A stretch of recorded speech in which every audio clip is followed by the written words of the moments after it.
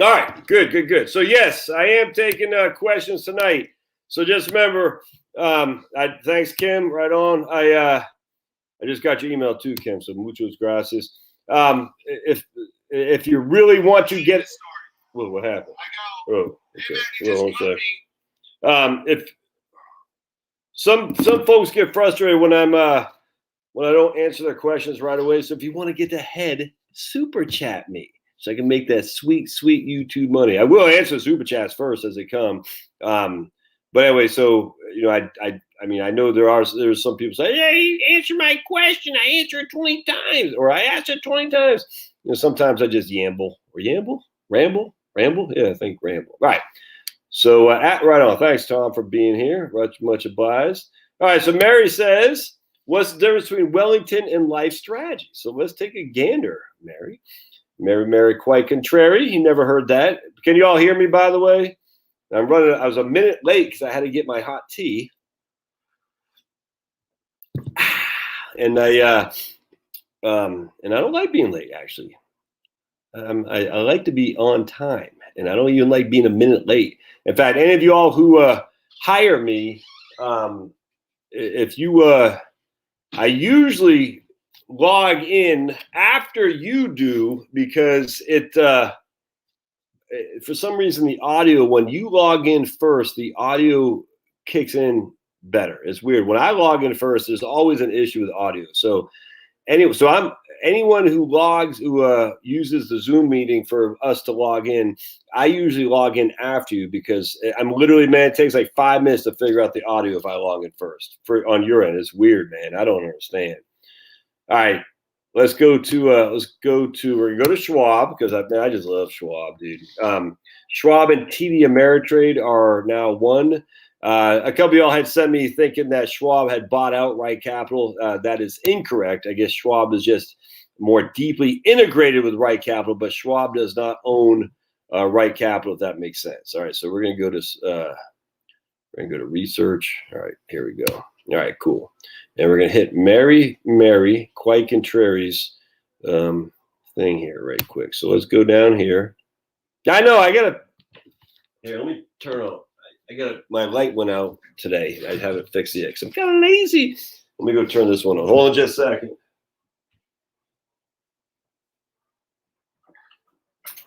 All right. That probably doesn't change it much, but a little bit. It is dark. It's dark as I'm dark-hearted. Dark-hearted. All right. Thanks, girl. All right, so let's go. Oh, I didn't show you my screen. All right, so let's go to screen. Share screen. Chrome tab. Client Schwab Center. Mike's here now, so let us all begin. All right, so Mary, what we're gonna do? Wait, what she asked? Life strategy. Okay, good. So we're gonna start with Vanguard Life Strategy.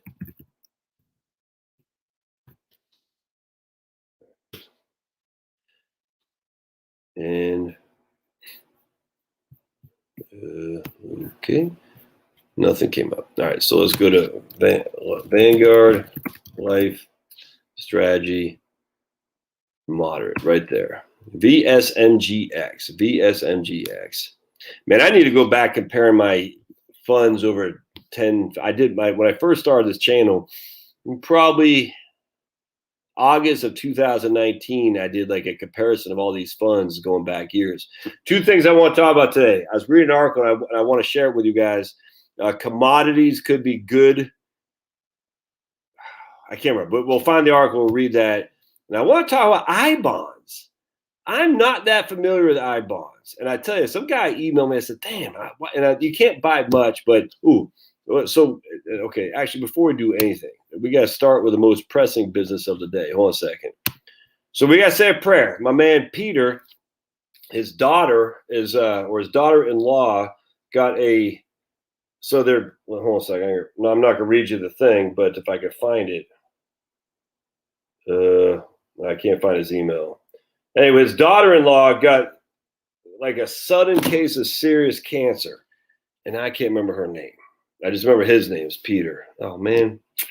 Anyway, so dear Lord, dear Heavenly Father, we pray for Peter's daughter-in-law, and I forgot her name, but obviously God knows it. You know it, Lord. Can you just, man, a young lady suddenly struck with cancer, seems serious, and I know it's just got to take this guy and his wife by storm having to deal with that. Just out of the blue. Ugh.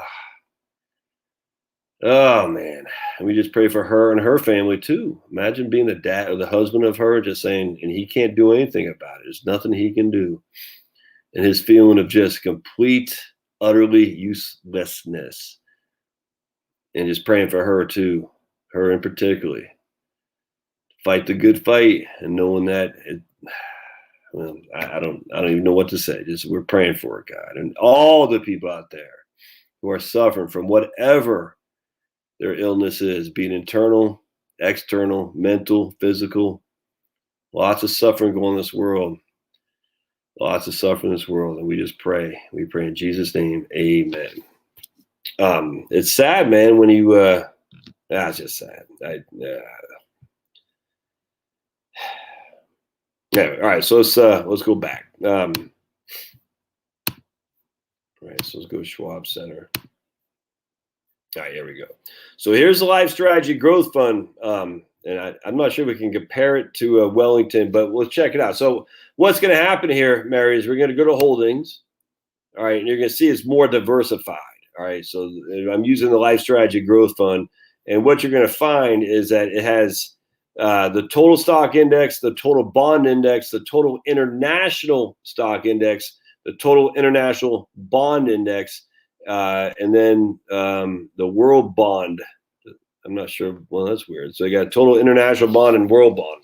I don't know what that consists of, but so it's diversified amongst foreign and domestic stocks and bonds, if that makes sense. So domestic stocks are 37%. Foreign, I can't pronounce it. Foreign stocks are 24%. Domestic bonds are 27%.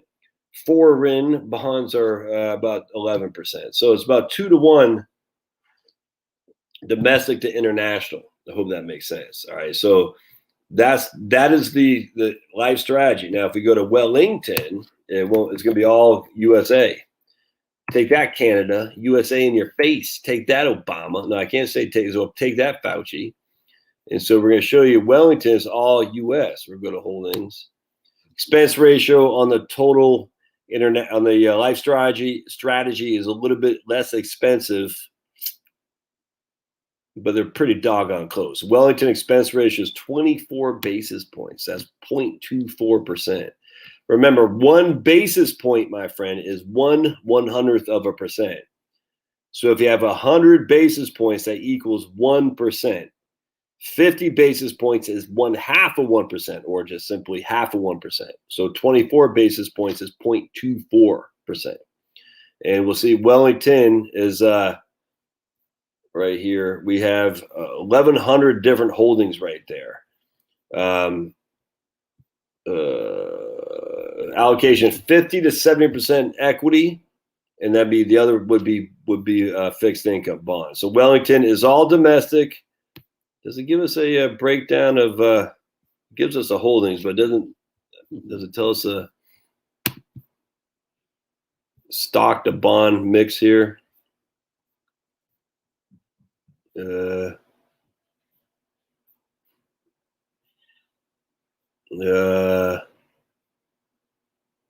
So portfolio holds a lot of holdings, man. Of course, the life strategy got pretty much everything, if that makes sense. I'm sure it gives us the ratio of stock to bond here someplace. I'm not going to bore everybody looking for it. But anyway, so that's the difference. So Wellington has nothing but domestic. And then, oh, wait, maybe I need portfolio. And then the life strategy have international. And the life strategy consists of the index funds that Vanguard has. Wellington has individual holdings, if that makes sense. All right, so here's our asset. There we go. So 67% stock, 30% bonds, and 2% cash, essentially. And I think, well, they do have a little bit. Okay. I mean, 86. Well, that's more actually international, I would have thought. 3% UK, 3% in France, 2% Switzerland, 1% in Taiwan. Did you hear friggin' John Cena today? What an ass clown. He started speaking in Mandarin and apologizing to his Chinese masters that, for heaven's sake, saying Taiwan's a country. What a freaking clown, man. What a freaking clown. I just, who? Anyway, I hope that answers your question. I would, if I had my preference, I'd go Wellington. Be perfect honest with you. Hey, my wife liked it. Look at Charlotte Scanlon. She liked it.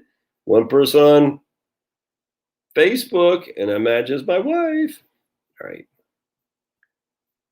What's the holdup? Oh boy, man. Dale is off to a keen start today. What's the holdup? Wow.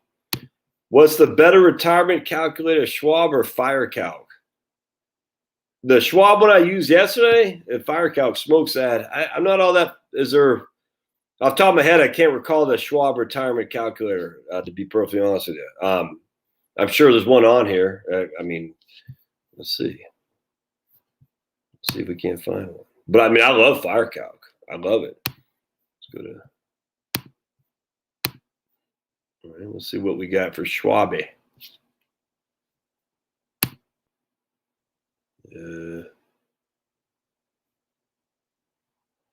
Tools, retirement. Well, I don't want to sit here. We're going to look that up. So we'll see what we come up with there. If someone wants to look at the Schwab retirement stuff calculator, I think that'd be good, man. But I imagine it's good. But I like the FireCalc one. Of course, I'm comfortable. Yeah, I've been fighting this cold for a week now. I actually feel pretty good. I haven't worked out in a week. I feel pretty good, but I just got crap in my my nostrils here, and it's not going away. I've been snotting up, man. And they call me Snotty Josh. All right.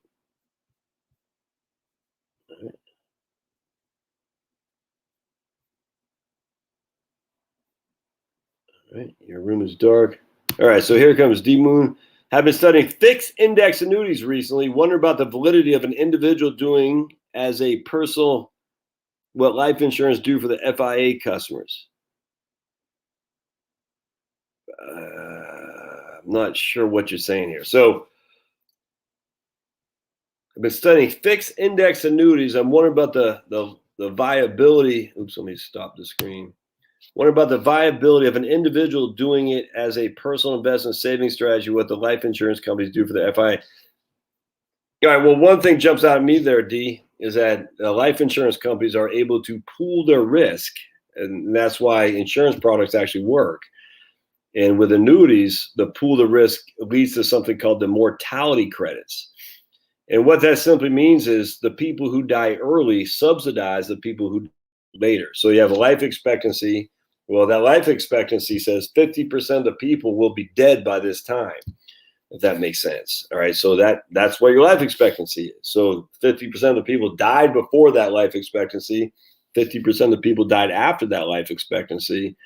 The 50% of the people who did, they paid more into the insurance program than they got out, i.e. the people who take, the people don't even take Social Security and die at 65. They get no benefit from the taxes they pay. The people don't take it until 70 and they die at 72. They don't get the benefit other than 2 years of all the taxes they paid. The people take it at 62 and die at 64, same thing. So that's the difference between you doing it. You're self-insuring essentially versus an insurance company. That's the benefit the insurance companies can in pooling the risk. Why it makes it awful hard to mimic an insurance company. That's for sure. Have I heard that Schwab will no longer allow over-the-counter trading? I haven't heard that. I don't know. I remember at USA at one point they said if the stock was under $1 or even under $5, I can't remember, but if it's a stock that traded like under, I don't know, maybe it's $5 for like 6 months time, they wouldn't allow you to buy and sell it at USA,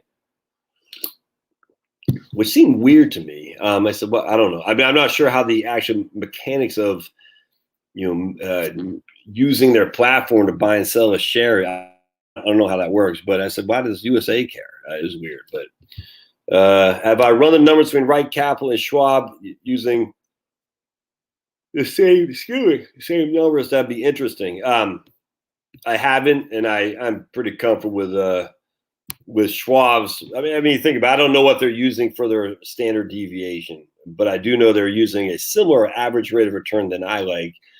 In terms of what I like. So, but I don't know what they're using for the standard deviation. We definitely need to know that to analyze what Schwab is doing relative to Right Capital. See, that's the thing. Remember, man, I can't stress this enough. Let me just draw this out a little bit. So if you have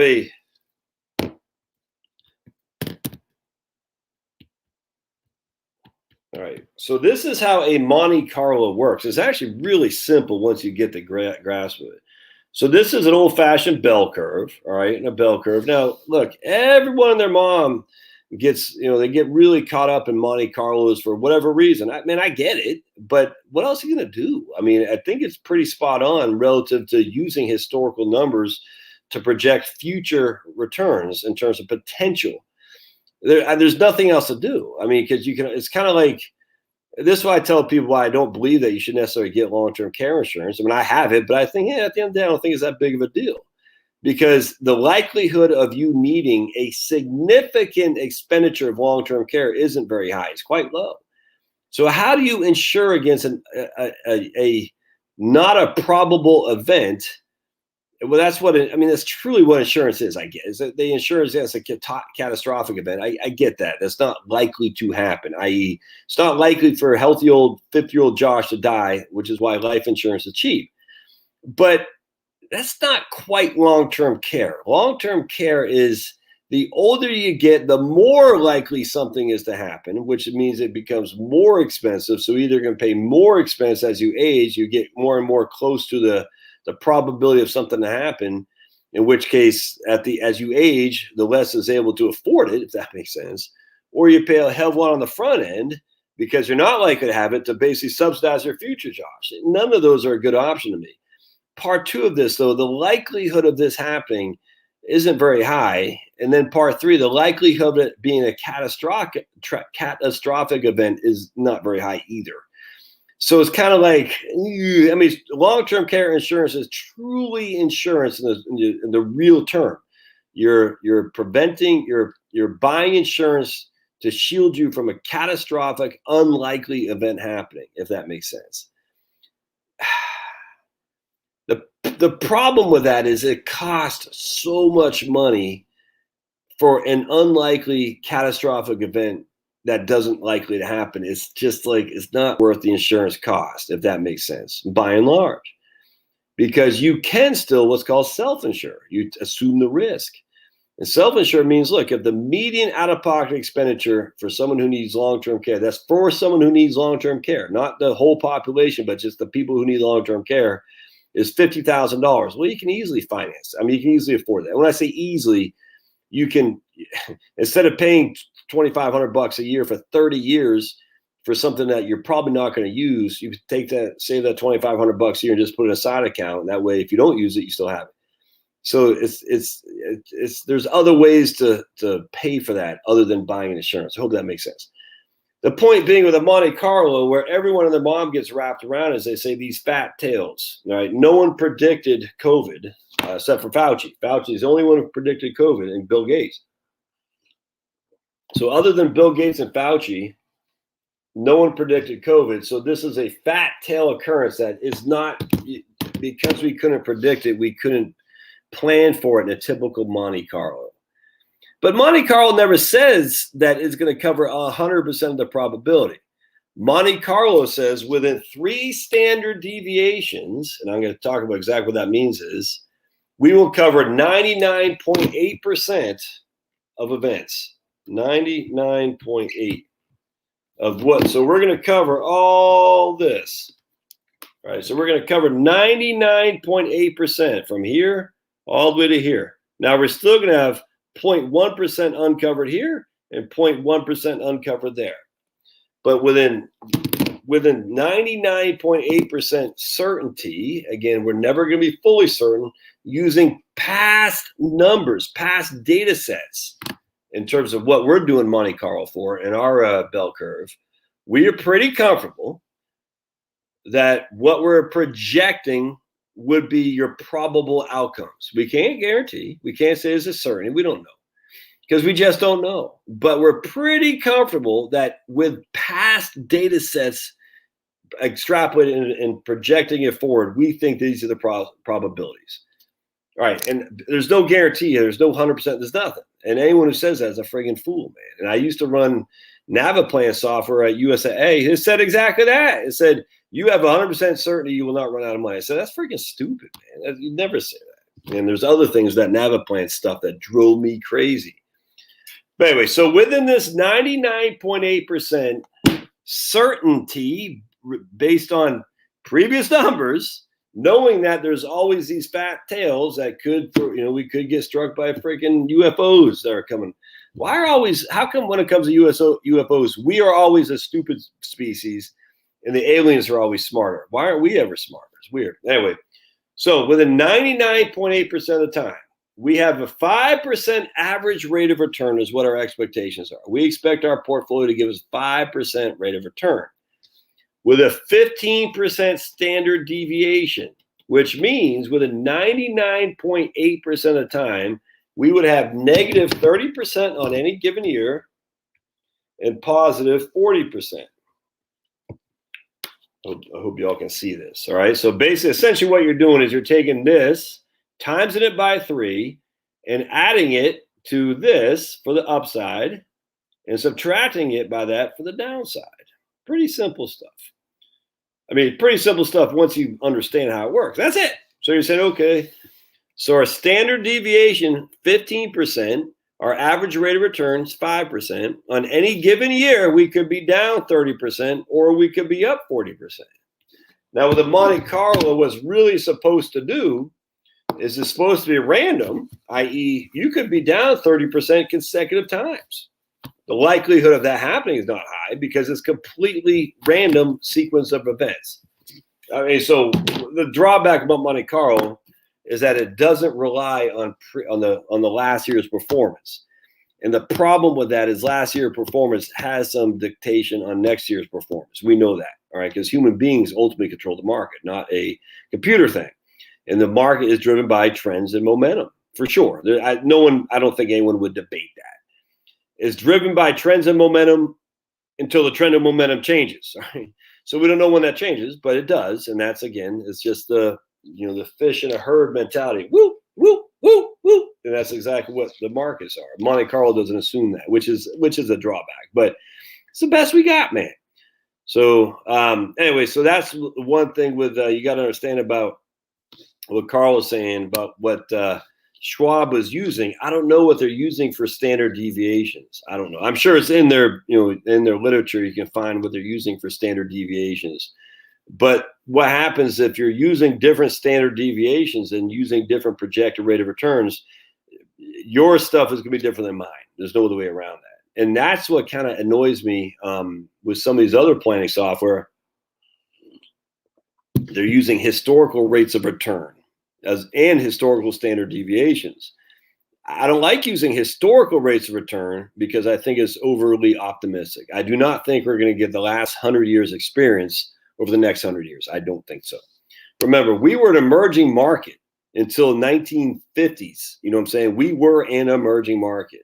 From 1950s to almost basically now, until China kind of said we're going to go capitalist or fascist. China's a fascist state, but until China started going, say it's glorifying or glorious to be rich, as the previous dictator said. Drawing a blank what his name was. Yeah, I can't remember his name. Anyway, we were the only game in town. The Europe was totally relying on us. Japan, I get that. It's good. Japan probably, but still, otherwise USA or bust. And still kind of is to this day. I'm not all that. China's not going to supplant us anytime soon, other than with their military taking over our insane woke military. I'm thinking that woke military stuff is a false flag. I think it's nothing except to demoralize people who serve their military with pride, and they want them to leave, and they want proudful people not to join the military. I truly believe that. I think it's part of a total psychological operation where they want woke people who do their bidding to serve the military, and they want to get people like me out. Those crazy right wingers out there, they vote for Trump, and they like their guns, and they like their short hair, and they like to, they're proud of their service to America. And I truly believe the military is doing that as a way to kind of throw it in the face of the Americans who take pride in the military. I don't think it's at all to try to recruit wokesters. You know what I'm saying? I don't think so at all, because wokesters aren't going in. I think it's to try to drive the patriots out. It's interesting. I'll never forget this. About 10 years ago, I was reading something about in the UK in London. Some pastor was preaching there about the negatives of gay marriage. I'll never forget this. It was nuts. And a cop, I guess a bobby, came up to him and said, "You can't preach that. It's hate speech. Hate speech." He's like, It's my belief, my religious freedom." He goes, "No, not here. It's hate speech." He goes, "What are you talking about?" He goes, "Look," and this cop was gay, was a gay woman. I think it was a gay woman, maybe a gay man. He goes, "You had your chance. Now we're in charge." And I always remember that. And I said, so these wokesters don't want tolerance. They want revenge. And I'll never forget reading that. And it's like the cops were in charge by the wokesters. And the wokesters, they had their mission to enact revenge. And I can't remember if this guy was arrested or not. I think he ultimately was arrested because I'm freedom of speech. And he said, "No, we're in charge now, and things have changed." I'll never forget that. And then the irony of it all was the East Asians, the grooming gangs. I love how they call them East Asians from Pakistan. The wokesters don't know what to do with a certain group that follows a certain Abrahamic religion. So it's interesting that not keen on their lifestyles either, if that makes sense. So it's funny. So the grooming gang stuff never got looked at because the wokesters say, we don't know what to do. And the irony of it all is that certain group of people is not too fond on the wokesters' a certain preference, if that makes sense. And it's going to be interesting. So anyway, so we have these young British girls being literally raped and sold as sex slaves under the eyes of the authorities of the British government, and no one did a damn thing because they didn't want to be called racist. But remember, Me Too, and the whole thing was done. That's why Tommy Robinson went to jail, by the way, for reporting on that. It's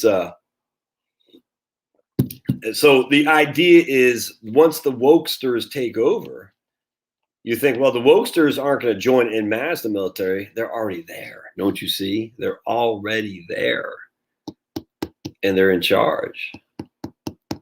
And they're going to turn on you. And they're going to turn on me. Doesn't mean they're going to be freaking Tiananmen Square crap. Doesn't mean that. But they're already there. And and these guys play for keeps. And they're angry. And they're bitter. They have no morality in terms of an eternal creator, and they want blood because they feel, for some reason, that their time has come. I'm telling you, man, there's some frightening crap out there. It is. Now, you can get all freaking, oh my goodness, and or you can say, okay. Recognizing that there's a good probability of something not going right with our powers that be. What do? Vote harder. We're going to vote harder. Or you just have to separate yourself from that entirely. You know what I'm saying? And what I mean separate yourself is, I hate to say John Galt, because you can't really go John Galt, but you're going to have to say, okay, I'm going to remove myself from that society, and I'm not going to be of their earth. I'll let them, manage their urban areas, but I'm going to be in my whatever outer suburban or even rural area, and I'm going to live off a lot less income and luxury. I'm just in amenities. I'm telling you, man, you can see this a mile away, and it's only a matter of time before they say, "You want electricity? You want water? Let's see your Vax card." I mean, who knows? Who knows? A year ago, you all would have said that's nuts, Josh, and now it's actually. Look at what's going on in Ireland. Look what's going on in the Netherlands. I mean, these are not, crazy tin pot dictator countries. You know what I'm saying? I mean, they are now, but so the point being is what you've come to expect from the military, from the police, from the authorities, is going to turn on you. And we saw that at the beginning of the last year with the where the cops are going to people. I remember there's a lady in a trailer park in Minnesota or something like that, and her daughter was playing with a next door neighbor, and a neighbor narked on them that their daughters were playing together. They weren't social distancing and they weren't in masks. And the cops came and it just totally belittled this woman for living in a trailer park. It was nuts. And it seemed like the beginning of a reawakening of maybe don't be so pro-authority. Maybe be a little bit more and say, yeah, I'm not backing the boys in blue just because they wear a badge. I'll back the right ones, but I'm not backing the bad ones. And the bad ones are people who turn on their fellow citizens to call them names just because they live in a trailer. Especially when they're being narked on by their neighbor for their daughters in a play date outside, riding big wheels without masks on. And then the Black Lives Matter thing erupted, and that set my side back, which is let's start not looking at the police as all good all the time. Let's start not looking at the military as all good all the time. And then that just took a hit because then the Black Lives Matter fools and Antifa, they started marching, and people said, I need the police, my only hope, which I get. But man. But now we're kind of back and we're saying, what's going on there, people? Now we see what's going on in the Capitol, the January 6th insurrection, knowing full well that was a false flag that was created by the left, knowing full well, and yet people are going to jail. We got a guy here in my town who we know who's down, a kid, and I don't know what's happened with him, but it's just the whole thing, man. So they're setting you up, and it's a false flag to get you demoralized. So you capitulate. And I think what we need to do en masse is to capitulate and say, okay, we're just not playing the game. We're not going to be part of it. Now that will mean you probably take a hit to your standard of living in some regard. I'm telling you right now, it's only a matter of time for you not to be able to fly without a vax card, which I find insane. I was talking to my wife about that today. Say, how does that make any sense? The airline industry is operating on razor thin margins as it is. I mean, it's not like they're profitable as it is. And yet, if they're going to mandate vaccines, which is coming, I'm telling you, you can see that a mile away because they're serving Big Daddy Joe Biden's interests. This is fascism in full. Biden says private corporations dictate. Biden dictates, private corporations execute. He wants a vax or else, and he says if you want your friggin' government money, you're going to have to mandate vaccines. 40% of the population says, I'm not getting a vaccine. And so the airlines, which are already operating on razor thin margins, are now going to limit their appeal to 60% of the population. I don't get, how's that? It's crazy to me. What's happening? It's going to come. It's going to be fun to see. And so you better, get your mind right because you're going to get frustrated, but, recognize it's coming. It's coming a whole lot faster than I would have ever thought. And I don't think the country's going to be here. I absolutely do. And there's still going to be lots of good people here, lots of good places to go, lots of good places to live. I just do think that the more I think about this, that there is going to be a splitting in terms of not necessarily geography, some regard, but mostly in terms of mindset. And you don't want to be with these people, man. I'm telling you, you want to be far away from the nuts. If I was out, I went to the outlet malls yesterday, get some new shoes, some new Sperry's. Freaking 90 degrees and humid, and people still out there, not a good amount, more than I would have thought, with their masks on. And I remember I was sitting there. I was sitting there. There's this young girl, probably 22 years old. These two people were at an ATM. No, it wasn't the ATM. They're at the what's it called? The map of looking for where the stores were. And they were sitting there with their masks on, these two people, and this young lady, 22-year-old, literally was sitting 6 feet away with her mask on, just stern as a statue. And I'm sitting there. I was just outside. I just, how, man, you're not going to be able to communicate with these people. These people are insane. It's insanity. I'm like, lady, it's insane. And what are you going to do? You're going to say, hey, Let me tell you about the studies. Look, she's so far gone, you can't save stupid. And as such, you can't live with these people. And sadly, there's a bunch of people just like that. All right. So let's keep reading. All right. The Schwab retirement planner you reviewed was great, strange, but showed no success rate difference between 62 or 67 for me. Yeah, I thought it was good. I mean, is it the best? No, but I liked it. I thought it was good.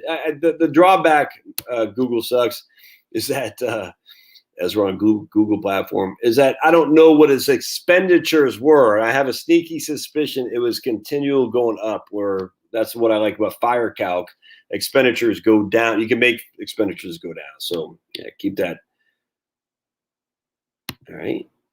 Andrew says, I got a question on Social Security. Say I got my Social Security. Early as disability.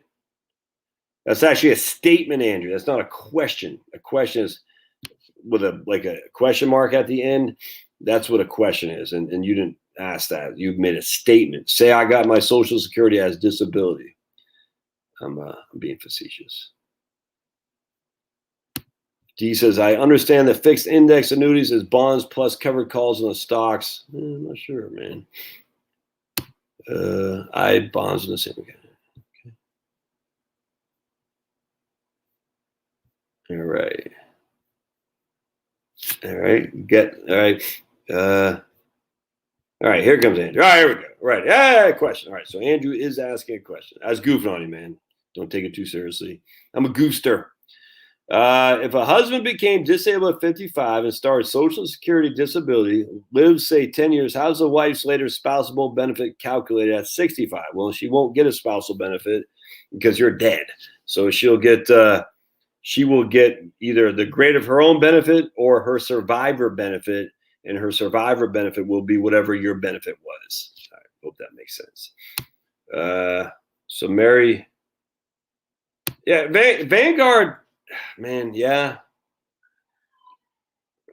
Vanguard's big on international diversification. I mean, in terms of modern portfolio theory, MPT, you want to be diversified. Yes, I 100% accept that. I 100% don't have any international stocks at all.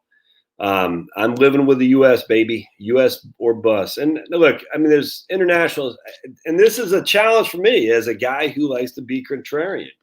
International has underperformed. I haven't really fallen much in the last year, but as of up until the last year, 2020, international had greatly underperformed the S&P 500. And so if you're going to buy low and sell high, right now is probably a good time to. I tell you what, let's look. Let's look at international. We're going to look at. Oops, hold on a second. You guys can't see this.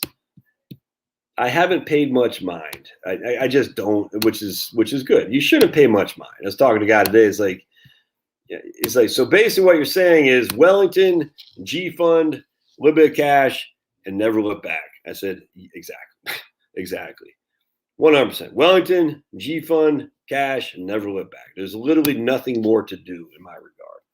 All right, so we have VSMGX. All right, yeah, Life Strategy Monitor. So let's see. We're just going to look at. All right.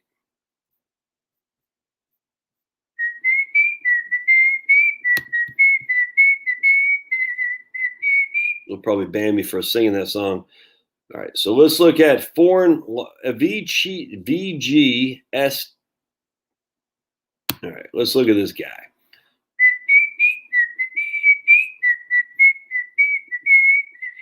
All right. So over the last 5 years, this has gone from 10 to 16,000. Can I add the S&P 500 in here?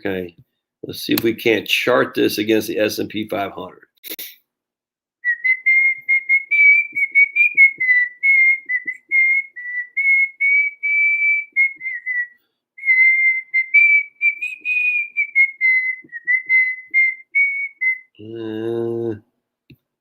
I'm sure there's a way to do this. I don't know if I want that. Let's see if we can just do VFI index. What made me do? Can I compare them to two or what? No, shoot. All right, I was hoping to compare. I don't know how to compare them on here. So let's just look at performance. All right, so the last 10 years, or what did I say, 5 years, the total stock international went from 10,000 to 16,000. Let's see what this guy has done.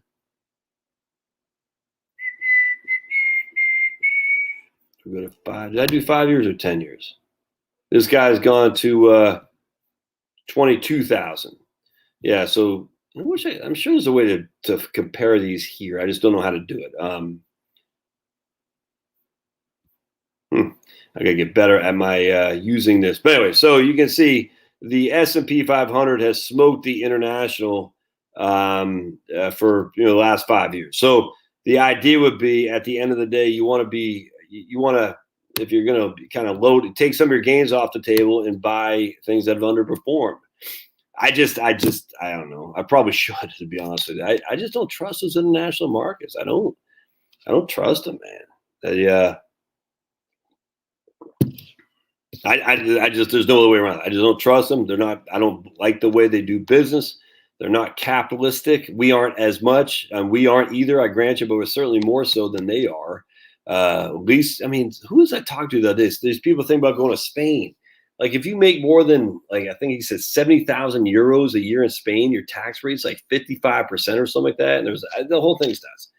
So at the end of the day, it's kind of like, well, if you're going to punish people for making income, I don't know. I can't get my head around the idea that international markets are going to outperform domestic markets when international markets are run by a lot of wokesters and a lot of fascists. I mean, big government telling corporations what to do. Now, with that said, it's almost like trading like a public utility. It eliminates competition, right? It does eliminate competition because you're creating a moat around these companies, man. And as such, the IKEAs of the world, the Nokias of the world, those things, they're not really subject to competition like we are in the United States. And as such, they can make money serving a poor product for years and years and years. So there's something to be said about that, but hard to see them growing. But that's just my own preference. All right. Oops, man. We have allies in international countries. Do we? C and S. Okay, I must have missed something here.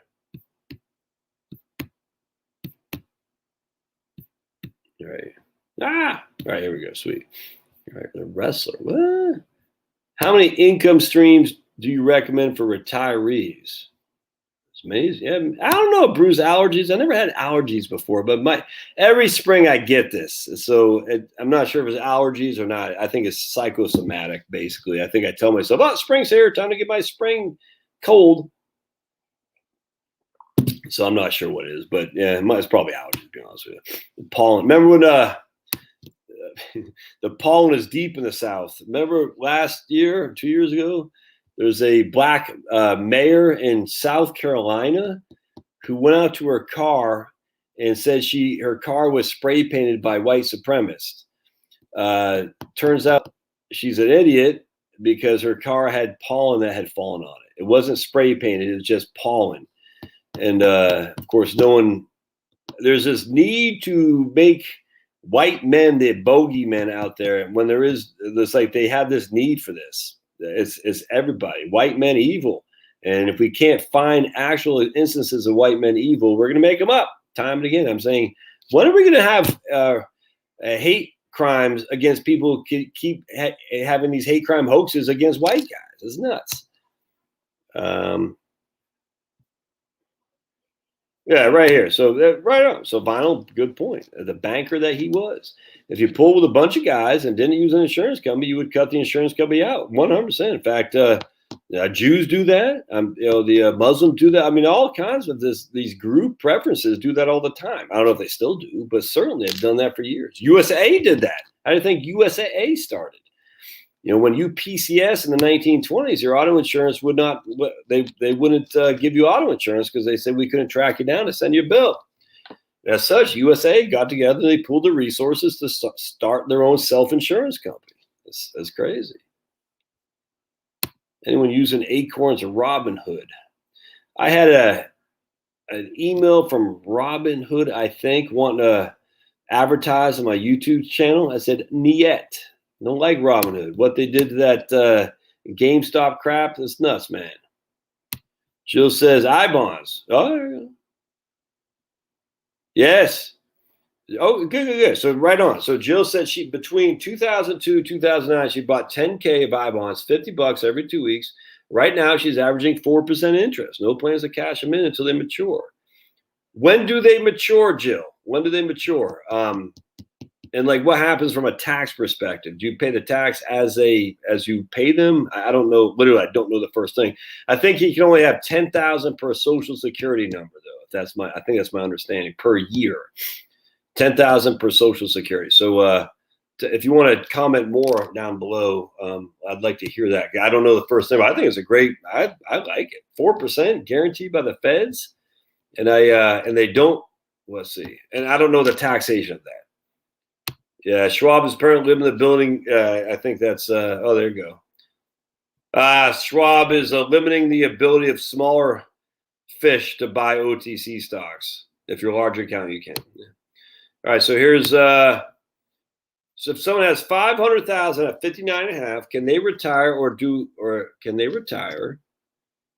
and do a small withdrawal until Social Security at 62, or wait to use Social Security at 67, debt free, including mortgage by then? Well, of course you can do that. I mean, the answer to your question is yes, you can.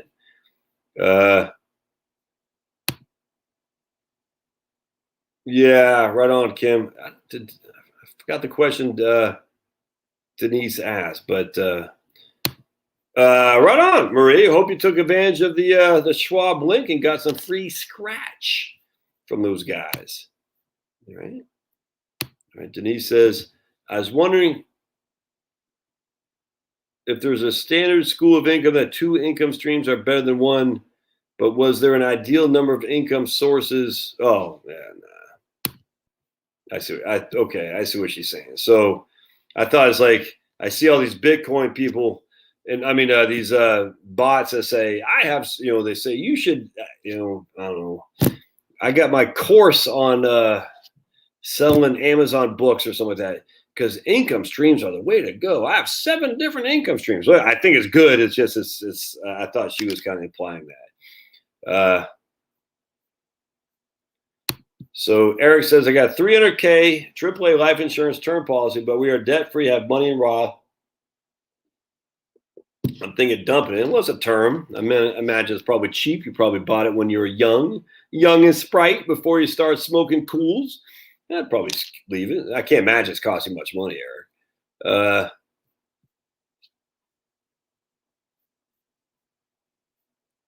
All right, so what percent of not gonna should we start to feel? Yeah, all right. Good question, Monty, West Virginia. It depends on how they're using this.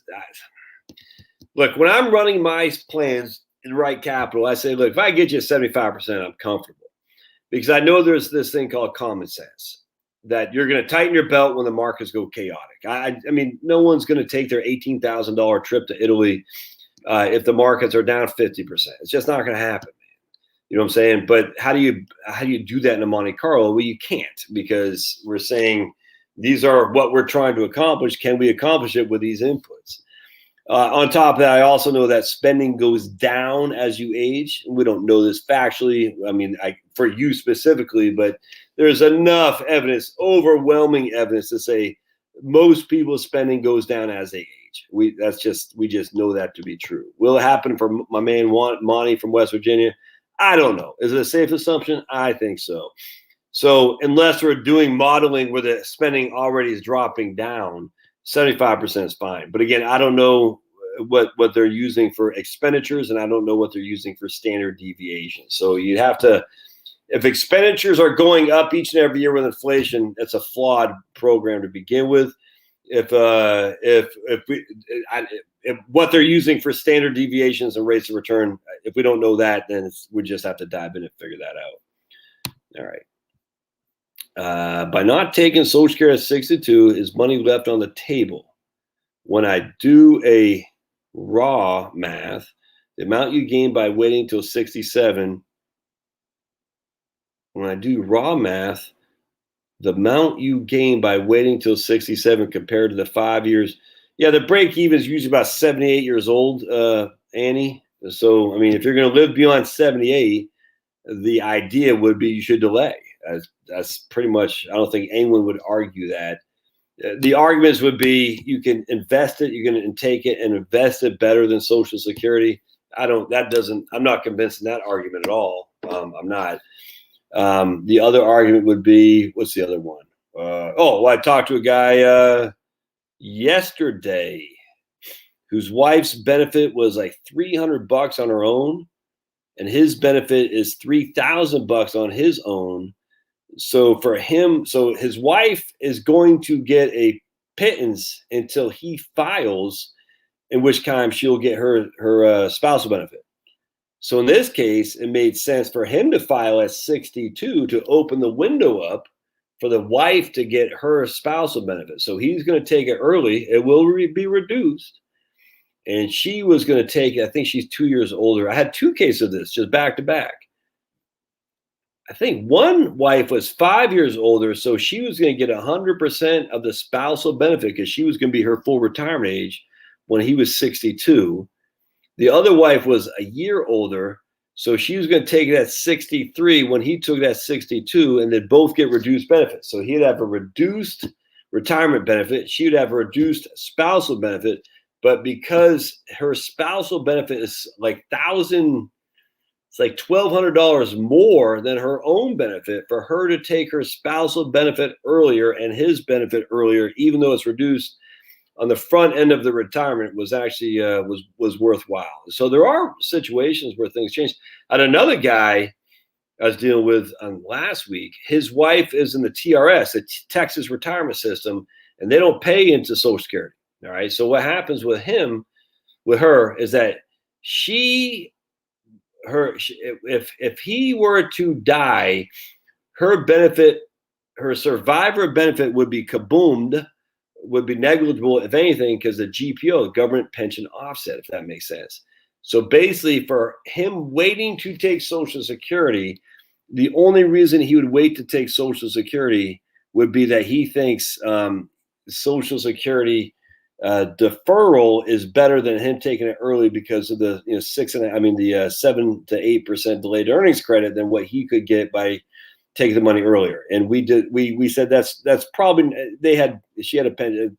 Point being was it wasn't enough of a benefit at all to make that worthwhile. So he's going to take it earlier as well, because he's not leaving his wife in a bind, because she's basically not going to get any of his Social Security benefit because GPO, government pension offset. And so as such, it's like, man, you might as well take it at 62 and just enjoy it. You know what I'm saying? And he rightly agreed, actually. He said, hey, he thought I was going to try to convince him to take it at 67. I said, I don't see any. I mean, the numbers all came out pretty much the same. I said, I don't see any big benefit there. So remember, the reason I'm taking it later, the primary reason, is for my beautiful. All right, so I'm the primary earner, have been. She's making, she's working right now, but she's not making huge amounts of money. She works as a part-time teller at a bank. What else did she do? Basically shoveled crap, not really, but you know what I'm saying? Just, kind of low-end, not high-paid jobs. So her Social Security benefit is going to be not very high. So, but I'm 4 years older, and I'm a man, and she's going to survive me. You know what I'm saying? That's all there is to it by a number of years. So when I go to my greater rewards, I want to leave her the biggest benefit I possibly can, which means I'm going to delay until I'm 70 years old. That way she will step into my benefits with the full delayed earnings credits when I'm 70. Now we'll rethink that, because going back to spousal versus her own benefit, when I'm 67 is my full retirement age, will her spousal benefits be more than her benefits? We'll have to dive into that at a point. And I don't want to get too deep in that here, but my initial thought is for me to delay so Charlotte can get my full benefit when she kills me off and marries the pool boy. and that won't even be enough of a reward for what she's put up with this guy. And as such, that's my initial thought. But I'm not taking at 62, because I take at 62, she'll be screwed upon my demise. Now, remember, I'm also inclined to do a reverse mortgage as well. And a lot of people say, reverse mortgages are scams. They're not scams. They're a legitimate product. It's kind of like firearms are evil. No, firearms are not evil. Firearms are an inanimate object. It has no value at all in terms of your morality. A firearm is neither evil nor is good. A firearm can be used well by human beings, or it can be used poorly by human beings. The firearm itself is neither good nor bad. Is this good or bad? Well, it's good if I'm drinking hot tea. It's bad if I crack you over the head with it. But it has nothing to do with this. It's kind of like people say, you make me mad. No, I don't make you mad. You make yourself mad, allowing me to get under your skin. But that's on you, not on me. I mean, Josh doesn't do anything to you. You do something to yourself. Trust me. Many, many years I've had to learn this the hard way. Trust me. And a lot of going to AA, Alcoholics Anonymous, a lot of just reading, a lot of getting my nose into this and recognizing. And I still, to this day, I still strive to remember my flaws at, expecting people to make me feel this way, as opposed to just recognizing I make myself feel this way. So when I say this, I'm not saying, fine, look at me, I got it all figured out. Hell no. If you knew outside with this dark mind of mine, you'd say, dude, you would never be here. You say, stay away from that clown. Man, that's dark thoughts going on there. Bad thoughts, which is why seems like Jesus said, anyone who looks at a woman with lust has committed adultery. So basically what he's saying is everyone's got dark matter in there, literally dark matter, but the chemical reactions, everyone's got bad things going on in their brains there. So you're never perfect, but you say, God, I need you, because, man, there's a lot of bad crap happening there with a bad boy Satan in there trying to make me mad. Anyway, point being, I don't know what the point being was. I forgot now, but there you go. That's the Josh live stream. Where do I go? I don't know. It's like one of my kids was saying, remember the movie Up with Mr. Fredrickson and his dog? Squirrel, squirrel, squirrel. I don't even know what I was talking about. I just remember talking about hitting myself over the head with this or drinking hot tea from it. I forgot. All right, so here we go. P. Annie says, if you have another pension, don't need it, wouldn't investing in mutual fund at 10% yield more than waiting until 67? Ugh, that's it looks like my eyelash. It looks like my wife cut it. Did she cut my eyelash? Ooh, that's Charlotte. And this is a perpetual question, man. The idea that if I invest my money, I can do it better than Social Security. I challenge that, but maybe I'm pessimistic. Yeah, right on, Michael. Hey, James. Hey, Harry. Right? There's no tolerance like intolerance. I don't tolerate. You're saying there's no tolerance like intolerance, man. There we go. Michael's thinking about retiring from the DOD after that. See, that's what I'm talking about. He's thinking about getting out of the DOD after 33 years because, look, I can already see getting a little bit of chunk there because I haven't worked out in a week. And I'm still eating like I still work out. Oh, yeah. Not work out in a week just makes your belly feel flabby, makes your freaking triceps feel flabby. And I can see it looks like a little bit of space going on down here. And I don't like that. Anyway, that's the point. That's what they're trying to do. They're trying to get Michael out of there. All right. Debbie says, ooh. All right. Man, Debbie. All right. I'm assuming we're going to start from the premise that Debbie doesn't have any money. If she doesn't have any money, all right, she got 10 to 15 years and she's dollar cost averaging, I just go hell's bells on the total stock index and just be done with it. Now, another point of this, what if Debbie, look, if you're trying to play catch up, don't try to get too aggressive. And I don't think the total stock market index, dollar cost averaging into it, over 10 to 15 years of retirement before retirement is too aggressive. Just FYI, I don't think that. I just think if you're dollar cost averaging and you're starting with nothing, that was the only way to do it. Don't buy any bonds. Don't buy any CDs. Just dollar cost average and the total stock index and be done. Watch your fees, man. Fees will eat you alive. The question that comes to my mind is, and I'm telling you, it's knocking on the door of this ugly, ugly brain of mine.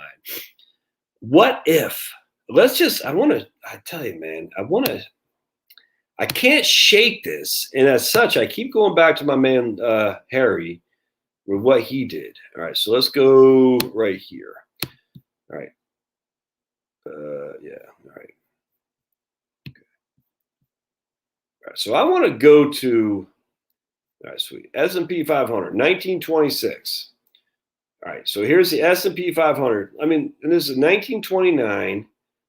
1930, 1931, and 1932. So, I mean, we are down. I mean, we are down a boatload. So let's just take our trusty calculator. We got $100,000 in the S&P 500. We're down 34%. We're down another 36%. We're down another 46%. And now we're down another 11.6%. So we're down to $20,000 right here. So we're down 80%. That's exactly where I was going with this. 80%. That's without any distributions, by the way. All right. And I mean, so we haven't had anything like that since. Not anything close. We just haven't. I mean, now if you net that of inflation, it's not quite as bad because you can see with inflation, it's not quite as bad. So let's just say net of inflation, we're down to $30,000. All right, so we were down 57% from 2007 October to 2009 March, and that's the S&P 500. That's horrible. That's bad. All right, so those are two things that are quite bad. September 2000, 2001, and 2, the S&P 500 was down 9, 11, and 22% respectively.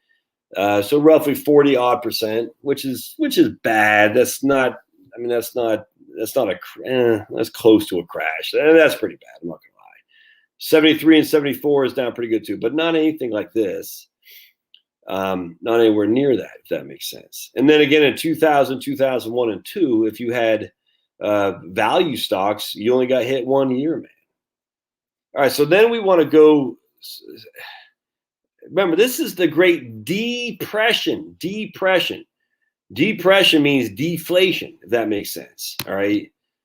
So depression, we had the markets falling, everything falling off, which meant deflation as well. The thing that rescued you in deflation was bonds and cash.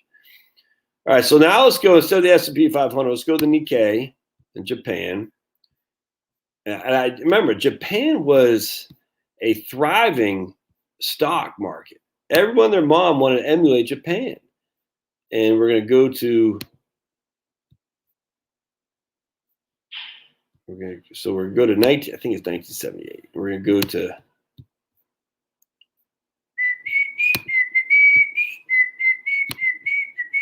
what is it? There we go. All right. My name is Luca. I see you on the second floor. You're so ugly because my song is so stupid. All right, so you see Japan, huge returns. Sound like anything you know? Huge returns, but they had high inflation, so I grant you that. High inflation, huge returns. All right. Oh, well, inflation started to come under wraps here, similar to us, right? Huge returns. Wait, that's not the Nikkei. No, that's small cap. Yeah, I thought I had the Nikkei. Oh, yeah, right here. Oh, okay, one sec. Ah.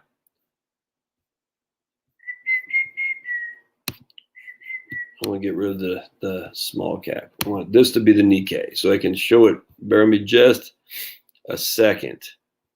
All right, here we go. That's our inflation. Okay, scratch that. So scratch the inflation data. Anyway, this is us. So here's the Japan 23.9. I mean, look at this. Look, does that look familiar to anybody? Look at that. 78 to 89. Look at that. All right. Then kablink, kablunk, kablunk. Kablunk, kaplink. I mean, look at that. Talk about freaking blood. I mean, you're doomed. That's Japan, man. It's not like that's no longer a third world freaking country of people living in huts. So the question being is that likely to happen? I mean, I don't know. But what if it did happen in the midst of your retirement or pretty close to it, if that makes sense? So what's a way to avoid that? Well, and I've been thinking about this a lot because the one thing we don't want to be doing is sitting there saying, oh, we should have saw it. Because we should have saw what exactly? Because everyone's going to say, well, the inflation. I said, well, I mean, I don't believe that. I think the inflation is a short-term phenomenon. I think it's going to go away. I truly do. But what if I'm wrong? All right, inflation kicks in. Do stocks automatically rise with inflation? No. There's no correlation between inflation and stock market performance. None. We just look at 73 and 74. Markets got crunched. Look at the 70s. Markets got crunched in the U.S. stock market, and that was our biggest event of inflation in the history of the United States of America capital market. So you cannot say inflation, stocks are a hedge against inflation. It's just not. I mean, the 70s would have proven that. It actually proved the opposite. You can't say deflation is bad for stocks because what we see is in the times we've had deflation in the early part of the capital markets, the 1870s, basically on up until the Great Depression, the stock market did great under deflation. It got killed in the Depression, but deflation and depression didn't lead to the stock market getting killed because if it did, it would have got killed in the 1870s all the way up to 1910s. It didn't happen. So inflation is stocks are neither a hedge against inflation or a bad investment during deflation. We just don't know. So there's no correlation there that means it. I'm just sorry to say. It's just you can't correlate the two. People do all the time. Let's say the earnings on stocks go up as inflation kicks in. Well, again, look at the 70s. There's no correlation. So what if we're sitting on a powder keg, but it's like 4 to 5 years out and we just don't know it, and you're about to retire 3 to 4 years from now? What do? You see what I'm saying? Now, let me share you what my man Harry, and he won't mind me sharing this. He annuitized everything. Now, he had retired. Now, I did a video on this a while back, probably over a year ago.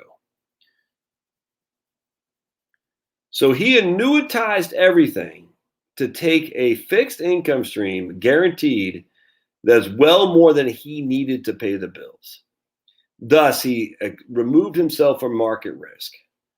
Now, I don't know what Harry is doing with his excess cash because he's not sending it to me. Send me money, Harry, for 7 sakes. Send me money. I'm joking. I'm just goofing.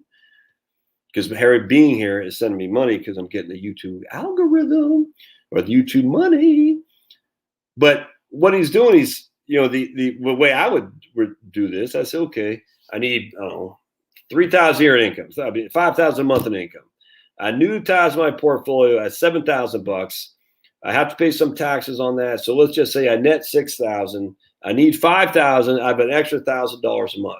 Then you can dollar cost average that extra $1,000 a month into the markets, if that makes sense. So you got all your bills covered. You got no market risk at all because you're out of the market. But you have excess money. Just throw it into a VTI on a monthly basis every month.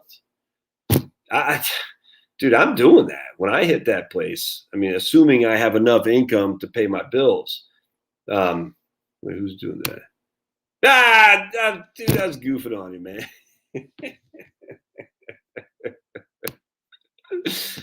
Well, $5 ain't enough, Harry. I need more.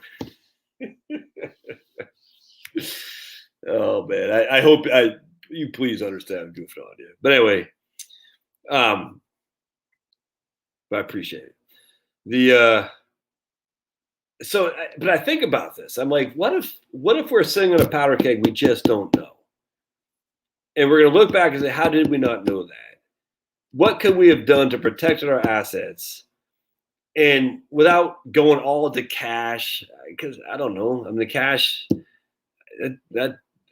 but then again, you're like, well, what if I'm still working? What if I'm 5 years out of retirement? You see what I'm saying? What if I'm 5 years out of retirement and I say I can't annuitize it because I'm making money? I don't want to pay taxes. I am 50. I'm thinking about this. I got money in an IRA, which I wish I did not have. I mean, I've got to have the money, but man, I've been thinking about this a lot. It's like, man, I'd love to pull that sucker out and buy some real estate outways, if that makes sense, for where Charlotte and I can, retire to, if that makes sense. But I can't, because I'll get hammered from income tax and being under the age of 59 and a half. I could annuitize it, and the 72T doesn't get the job done, and I could annuitize it, but it's just not worth it. So like, this is where having deferred money is very handcuffish, because you're like, all my, and that's why I'm building up my M1 account, because I need to have non-deferred assets, because I don't have enough in my M1 account to do that. But I'm like sitting there thinking, man, if the market tanks a la the Great Depression, but even, 2007 and 9, and I'm putting money into it, but I'm thinking about a soon-to-be retiree. The market tanks, I'm still putting money into it, but I'm looking at getting out money of the market here in just a few short years. That's a problem, man. I do not want to sound like I'm freaking fearful of the market. I just don't know. But the reality is we've had such a run. The economy, I don't care what anybody says, it's nuts, man. I just did a video today on new home sales. The median price is $352 on new home sales. The median price of already built sales, what I'm living in, is $312. Crazy. That's a median. The average price on new home sales is like $450 or something like that. Where the hell is this money coming from? If I'm staying in my house to live, I'm going to die, and I'm getting a reverse mortgage line of credit right now. That's for doggone sure. Lock that puppy in a day. And that way you can draw against that should the market flounder or get crashed. So, and I was talking to Kim today, as a matter of fact. I was like, my concern isn't just a run-of-the-mill crash, because she said, what is a market? No, she didn't say crash. She said, what's a down market? And in true terms, a 10% decline is a correction. And those happen all the time. A 10% decline is nothing. I'm just telling you, wow. A 20% decline is a bear market. Yeah, that's a little bit more painful. It's a bear market. We just had one, last year. That was quick, and that was like a blink of an eye, which is odd. Neither of those are market crashes. Those happen. Bear markets happen probably 3 times a decade. Corrections happen probably every year, frankly. A lot of times you don't even know. But a true bear market probably happens every 2 or 3 times a decade. A 30% decline, that gets once every probably 10, probably every 5.5, probably once every 7 years or so. But a true decline, like real true, like the Great Depression in Japan. Yeah, I would say the 2007 through 2009, that's once every 20 years or so. And we didn't really have one. Well, we had 73, 74, 2001 and 2. Again, if you're in value stocks, that didn't hit you. Maybe once every 30 years. But we don't have that much track record in terms of to say statistically what is the likelihood of said event happening, because said event has only happened a few times. And we've only had capital markets really truly, we've only had capital markets where we're all participating in until basically ERISA came around. Employment Retirement Income Security Act, which allowed us for 401ks. Really, we haven't had market participation for the vast majority of Americans literally only since my life. ERISA came in 74, 73, 74. And the 401k really just started in the 80s. All right, so we don't have that much track record. And of those, that time it started, we had the 80s and 90s were booming.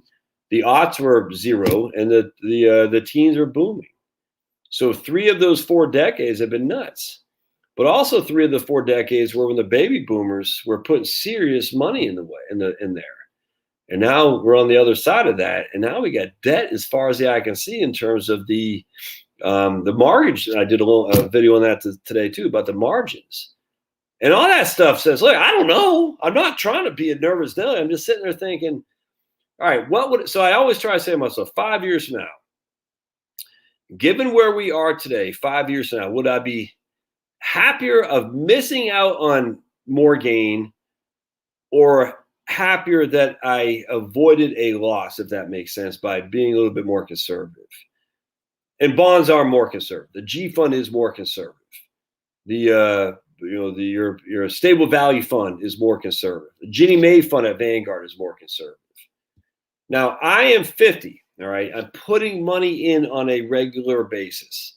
I don't have access to my biggest holding, which is my IRA. I don't.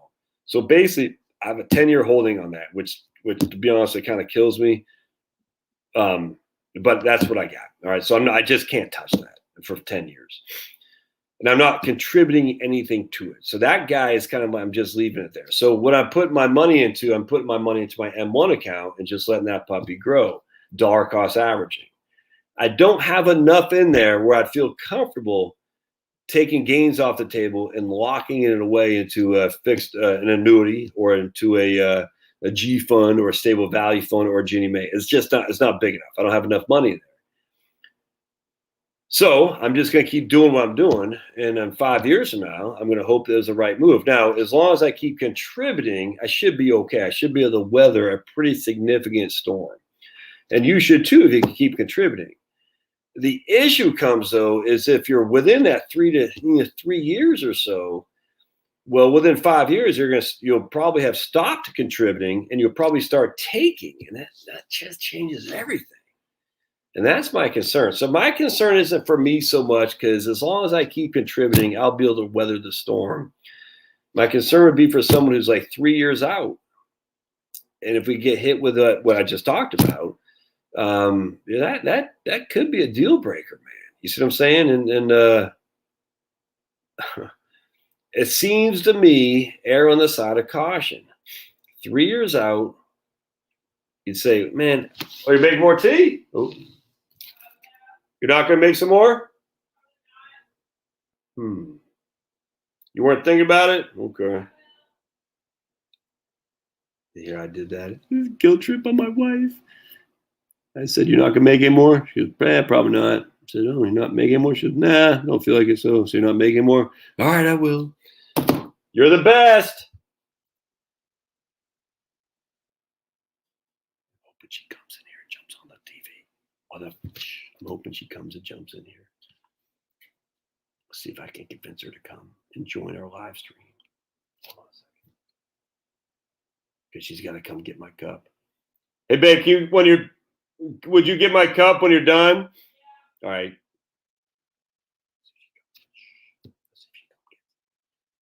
She does not like being on the live stream.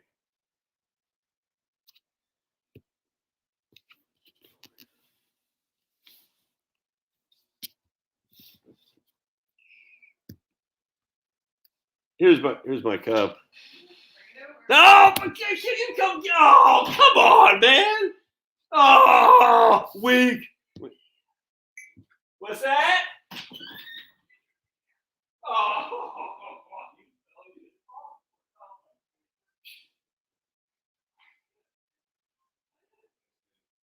Oh, man. Oh, she didn't fall for it. Yeah, she's too smart for me. Do you see how she opened it? I was like, come on. She goes, are you still on? Yeah, she go get back on your video. Rat think. All right. So let's get back on what you guys are saying here. All right. So going back to Debbie, I think we talked about that. I'm like you, 10 to 15 years out. I don't have, obviously I want to have more in my retirement account. I don't. Well, my accounts, I don't. So I'm going to just keep plugging away. That's all you got to do, man. Like John Cena, the only chance we got is to learn Mandarin. I wish I had my wife's parents here because they both spoke Mandarin. But they're long gone. All right. I have a right capital. I have a lot of cash that's getting only 0.5% in right capital, but my cash is actually getting 1.5 to 3% is guaranteed between 1 and 3. So better shape than right capital. Yeah, right on. Not you guess. There's a guarantee you are, Joe. Good. Yeah, man. The wokesters are going to go crazy. No student loan forgiveness. What? Yeah. Biden ain't stupid, man. I mean, look, he's dumb. I mean, what I'm saying, Biden is not bright. We know that. I mean, we probably have the stupidest group of Biden and Kamala. Neither of these people are bright. However, Biden is good politically, and I know he's not all there. I think he's still there enough to know politics.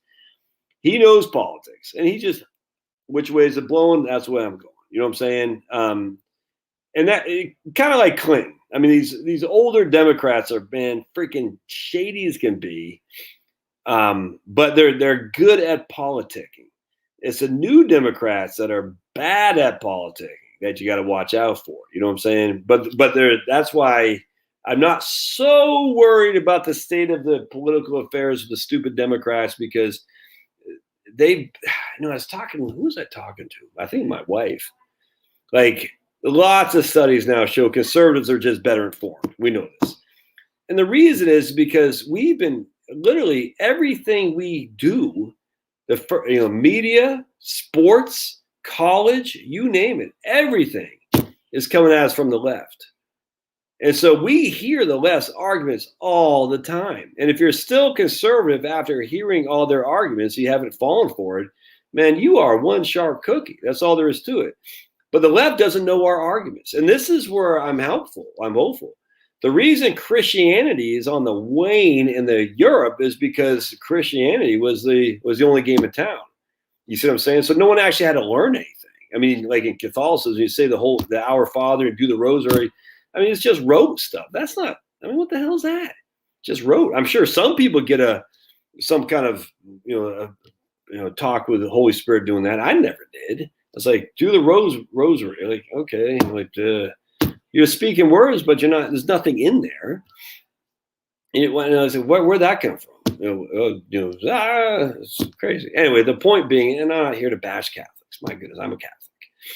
But what I'm saying is that that's the thing with Christianity. We're so dominant. We didn't have to do anything. We didn't have to learn to debate it, because you don't believe it. Okay, well, you're going to be shunned. Well, now our side's on the out looking in, which is good for Christians. I'm telling you, it's a much stronger faith for sure.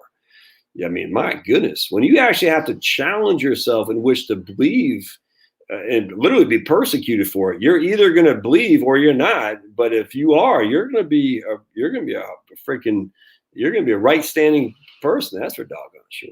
And it's going to be more, man. There's no getting around that. Christianity is going to be brutalized because, like I said about that gay cop in UK, and he's out for blood, man. He's out for blood. Not all gays are like that. There's not, but we know the woke left, be it gay or straight, they are out for blood. They have anger issues, and they want to take it out on you because they're not happy people. It's nothing to do with their freaking sexuality. It just has to do with the fact they're left. The leftist is what drives the hate. It's not the being gay or straight. So before YouTube bans you, it's got nothing to do with your sexual preference. It's got to do with you being a lefty. Anyway, so what happens here is because we've been able to learn the arguments of the left, is easy to defeat them. By and large, there's some good arguments on the left that are tougher, for sure. You know what I'm saying? But generally speaking, their arguments are very trite, infantile. They're easy to debate and beat them. And the left's like, oh, so you don't believe Michael Mann's hockey stick? He proved. You're like, okay. The fact we're talking Michael Mann is, I had some lady, Chanel, I think, or something like that, on my YouTube channel comments. She's a big lefty, or he, I think it's a she, Chanel or Chanel. Well, it's not just Michael Mann, it's other academics too. It's like, well, Michael Mann's hockey stick is what got this party started. And then we got the climate research unit out of East Anglia University, the Hide the Decline people with Phil Jones. Look, we can go through this over and over and over again. The insanity of the climate scientists and how freaking evil they are and fakers and liars they are. The problem is there is a group of cultists that are true believers. And when they hear things that challenge the cult, like the V or the mask, they get real nervous because they think you're trying to hurt them. It's literally that simple. It's crazy. You should watch the Paul Joseph Watson video he did on Definitely Not a Cult. Man, it is funny. With these weirdos, but I'm getting the vax. It's like, man, that is some weird stuff, man. I'm sorry. If they get I don't want to say anything more because I'll get banned off YouTube. Let's just put it this way. You don't have to pay people to do something if they're already scared of not doing it, if that makes sense. If they say, if I don't do this thing, I'm going to be like the Spanish flu and be dead in the street and turn black overnight. So I'm going to do that thing. If you have to pay somebody for that with donuts or free plane tickets on American Airlines or something like that, or $1 million lottery in Ohio, and that there's something that's gone off the rails here. It's actually interesting because I'm telling you, man, we're seeing more and more criticism. I did a video on this today too, of the Wuhan lab or the Wuhan flu origin. I'm telling you, man, it's like the sudden shift. It's like the CDC shifting on mass. Something happened up there in the higher ranks of the cabal. It says, okay, now shift. And now we're all going to make Fauci our fall guy. Yeah, get out of here, Fauci. You're a clown. But everyone loved me. No, they don't love you anymore. You're gone. Everyone's going to hate you now because you did the purpose of you are our puppet, Fauci. And he's too stupid to realize it. This is awesome. Anyway, so I don't know if you follow Anomaly in hip hop. Love that guy. But he did a video on something like this where he talks about the guy who came up with the testing PCR test, who couldn't stand Fauci. Sorry about the sniffles. The Chinese sniffles I got. But anyway, he did the PCR testing and said Fauci's an idiot. I wouldn't trust him. I like walk my dog or something like that. Anyway, that guy's dead. But that guy, he did not take part in. So Fauci went this way and that guy went that way. You know, an eccentric guy. But he said, I'm not taking part in this. I'll remove myself from that society. I'm still in the society in terms of the American society, but I'm not going to be part of their game. And I thought that's the way to do it, man. All right. Did I get the vax, Josh? Really none of your business, but I'll let you figure that one out. Let's just put it that way. You get a free donut if you get a vax card. That's freaking nuts, man. Same thing has happened with men, women, relation, marriage. Maybe feminism was a spy, a psyop too. Yep. I believe it's a subset of corporatism. Great way to reduce salary costs. I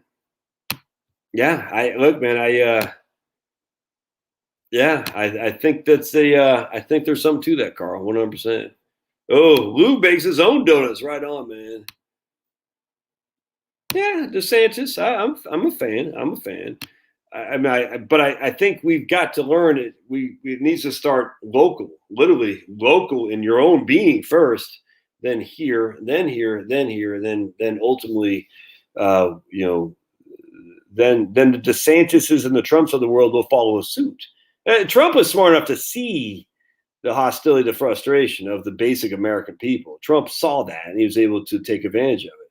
I truly don't believe Trump was a conservative. I think he became one when he seen how insane the left was, but he certainly wasn't a conservative, which is why a lot of the anti-Trumpsters were very hesitant on him. And I said, oh, no, I get that. But I think a lot thought he was going to be another Schwarzenegger. And I agree with that. It's kind of frightening. But at the end of the day, I mean, actions were louder than words, and Trump's actions were freaking spot on, without question. So to be anti-Trump because he thought it was going to be another Schwarzenegger after what he did just shows you're too proud. You can't say I made a mistake. And so DeSantis, so he's seeing the grumbling and he's smart enough to take advantage of it. The Liz Cheneys of the world, the Frank Luntzes of the world. I mean, all those people, the Kevin McCarthy's. Stupid. You hear what he said about MGT, Marjorie Taylor Greene, MTG? Oh, she should never compare wearing masks with the Holocaust. Like freaking McCarthy. It's rhetorical, man. Would you shut the H up? The Democrats never do that to their own. Don't do it to what is it with the Republicans needing to virtue signal that, oh my goodness, how dare you compare anything to the Holocaust? It's rhetorical, you freaking fool. The Democrats never do that, ever. Of all the crazy stuff Ilhan Omar has said, the Democrats have never said anything about her, man. I mean, give me a freaking break, dude. What is it with our side that has this need to – it's the weirdest thing. It's the Stockholm Syndrome.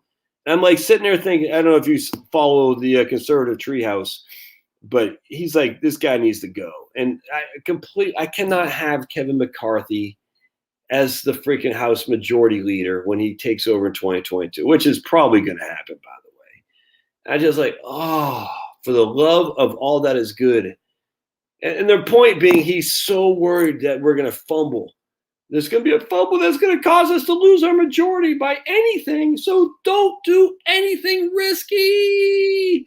Don't do anything. Don't say anything. Don't propose anything. Let the Democrats eat themselves, and we will just sit here quiet and let them chop themselves to losing the majority.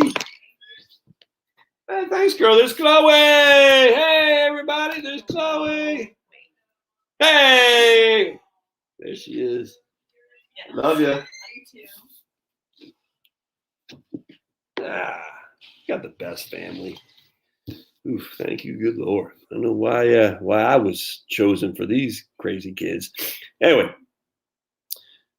so you gotta stand for. That's what. If you don't, you gotta stand for something, or you fall for anything. You gotta be your own man, not a puppet on a string. Never compromise what's right, and uphold your family's name. You got to stand for something or you'll fall for anything. That's Aaron Tippin right there. And I'm sure YouTube's going to demonetize me because I sang it just like Aaron Tippin.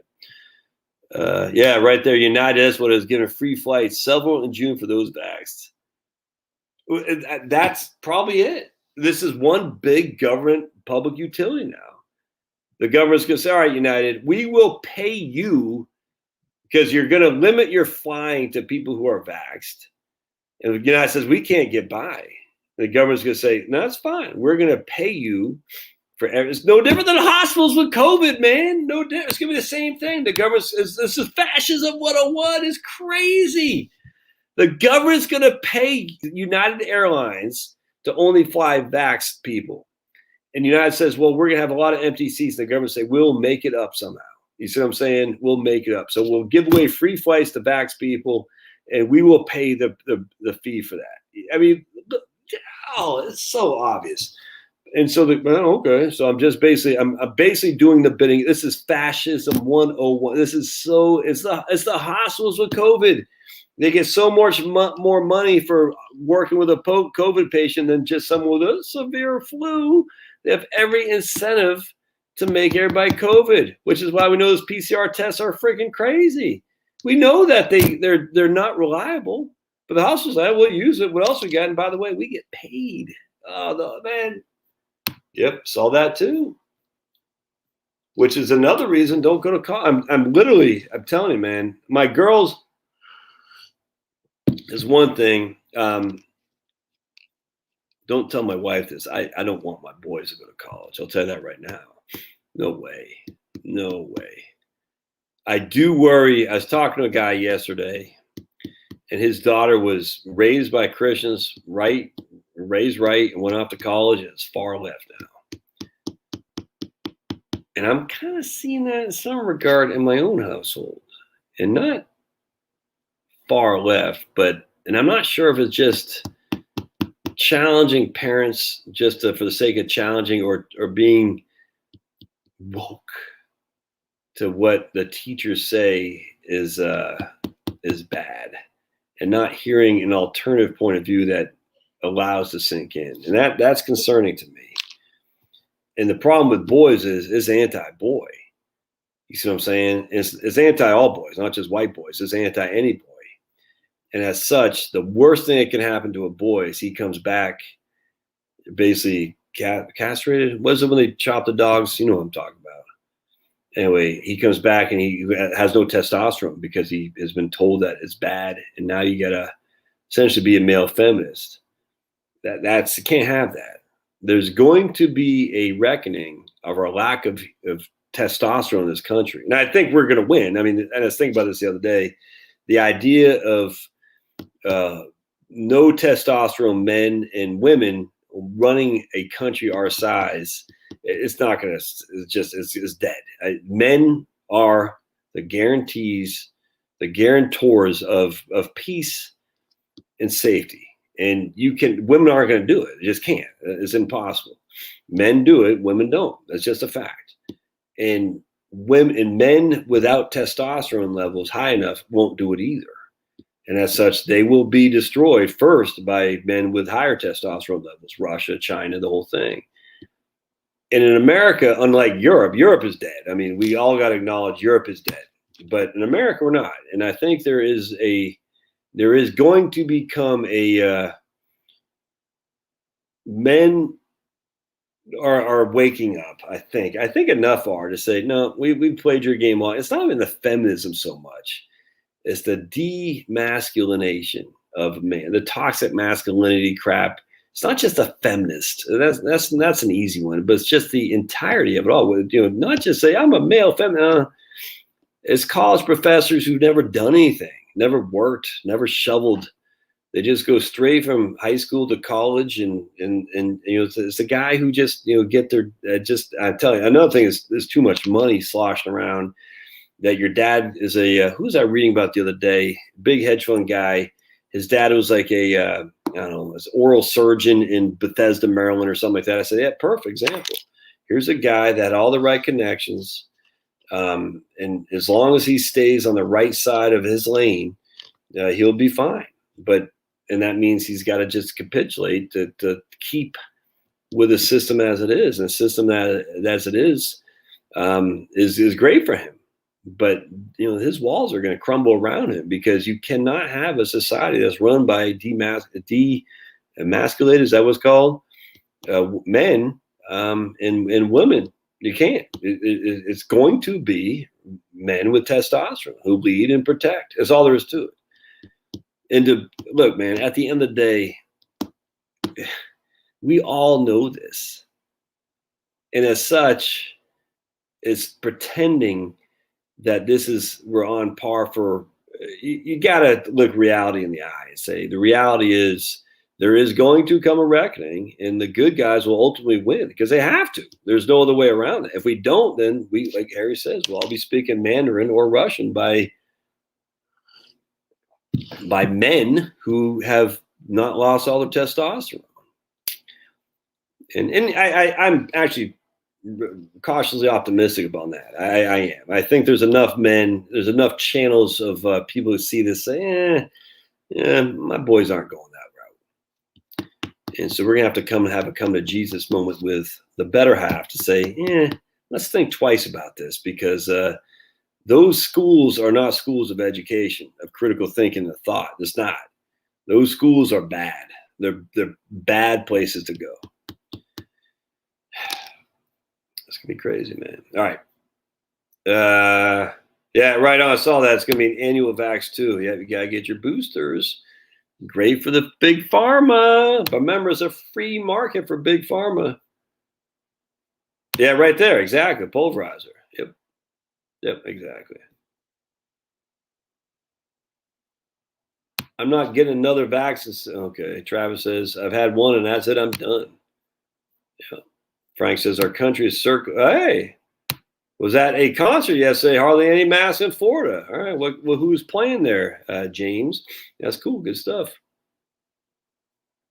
Yeah, well, that's I agree with Harry. I mean, you look at these airlines. Actually, I think it was Harry said Macy's. He said, why is Macy's up 300%? And well, the reason it's up 300% is because it was down, but it's still only at where it was in June of 2019. But there's no earnings there. I mean, there's no earnings in Macy's. Now they're forward projecting PE ratios 8. Yeah, okay. But their trailing 12 months have negative earnings. They cut their dividend. I mean, who's going into Macy's? We have a Macy's card. We go there on occasion, but is that a zombie company? If they cut their dividend to 0 and they have no earnings and their forward PE ratio is 8, where is that coming from? That they're able to all of a sudden sell a bunch of friggin' new clothes? I don't think so, man. That seems odd to me. So I don't know. I agree. Or they can sell their real estate at these dead malls. I mean, there's a couple guys on YouTube who do dead malls, which is pretty cool. Dead mall walkthroughs. I couldn't believe he went to one that Charlotte and I used to go to. I think it's Paradise Valley Mall in Paradise Valley. And in Phoenix, right outside Phoenix. And I think that's where we bought this ring right here, as a matter of fact. Or was it her ring? I can't remember. Maybe it was this ring. Jared. Was it Jared? I think so. Hey, Paradise Valley Mall. That place used to be booming. And the guy did a walkthrough just like maybe 2 years ago. I said, damn, that place is dead. Dead. Nuts.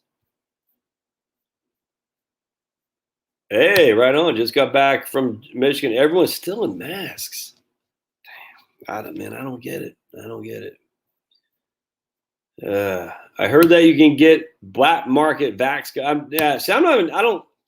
I challenge the idea we should even solidify the idea of a vax card, if that makes sense. We don't, it's kind of like, I don't accept the premise of a need of a vax card. I know what you're saying, Kim, and I thought about that too. I just fake one, but now I don't accept the premise that I need to have a vax card to prove anything. It's none of your friggin' business. Not you, Kim, but it's no one's business. No one's business. It's like saying, do you have a ID to prove you should belong in the United States, i.e. a social security card? It's no one's business. No one ever asked you to have a social security card. You have to have a driver's license, an ID that says you can vote, an ID that shows how old you are, but no one says, are you a social security number card holder? No one ever says that. And the ID doesn't say I've done anything other than pass a driving test. But that's it. And that's a driver's license. And if you didn't pass a driver's test, it just says you are a resident, legally, hopefully, of the U.S. And we're going to validate your residency, or at least who you are, with this government-issued ID card. Now, a lot of libertarians don't even like that. I get that. I get that. But how else do you validate voting? And I'm like, anyway. But it is what it is. We're here, and we don't want to add to that by even acknowledging the legitimacy of a vax card. Can you imagine going to the front shop of Costco? Here's my vax card. Yeah, it'll be interesting to see how this shakes out in a year. Look, let's just put this. I'm not getting it. I'll just be perfectly upfront. I don't care. There's no reason for me to get it. I'm not getting it.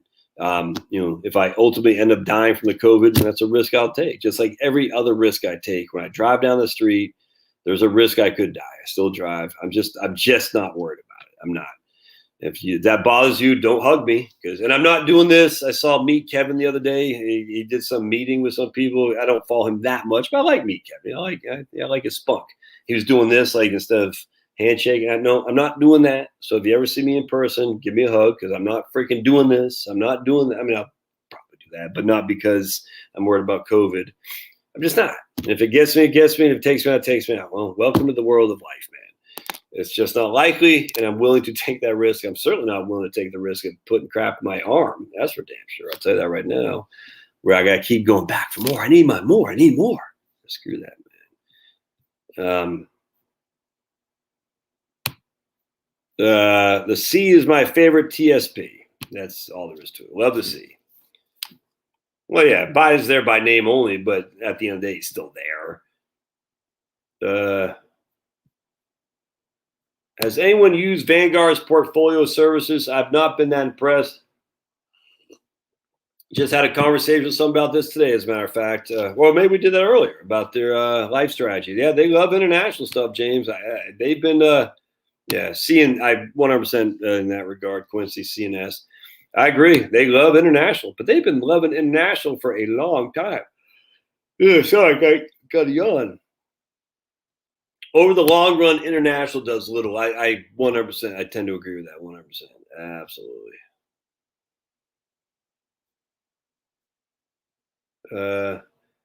Can I take a look at SCHD and PY? Yeah, maybe another. I don't feel like doing it right now. I'm behind on comments. Yeah, Carl said he was not all that impressed with Vanguard's PIS as well. I completely with that. I 100% agree with Carl saying here. Schwab's intelligent portfolio, save the 30 basis points and just get more. You get two portfolios within one. And I did the video on it yesterday. I like it. You got the basic market cap indices, and you got their fundamental. I think that's great. if U.S. Taxes go up, stocks go down, international will win. So basically, do we have any evidence of that? Because the taxes are way higher internationally than they are here. So for taxes to go up and make international win, that doesn't make sense because international taxes are significantly higher than they are here. Yes, right on. A copyright strike guy. Yep. Ah, sweet. Look at my man, Daniel Kuhlberg. Just found the 2021 DFA Matrix book. That's fantastic. I'm going to show with you. Well, I'm not sure if Dan's going to get mad at me or not, but I'm going to take the chance. Remember, always ask forgiveness, not permission. Dan's got one of these. Hold on a second. Right here. Spreadsheets. I don't know if he's got it available yet for you all to consume and buy from him, but man, this is awesome. I have this up there begging me to do videos on it. I got to. I don't know why I don't. Oh, I love this spreadsheet. I don't know if I can make that. That was like click here. What happens? Oops. Okay, sweet. There we go. All right, so you see if here's our, let's go 30004 is where I live. All right, Alpharetta, Georgia. Year of birth, 1955. I got $45,000 in Social Security. I got $60,000 in retirement income. I'm married. I got no pensions. My home value is $500,000. My taxable expenses are $60,000. All right, so let's check this out. And we're gonna go to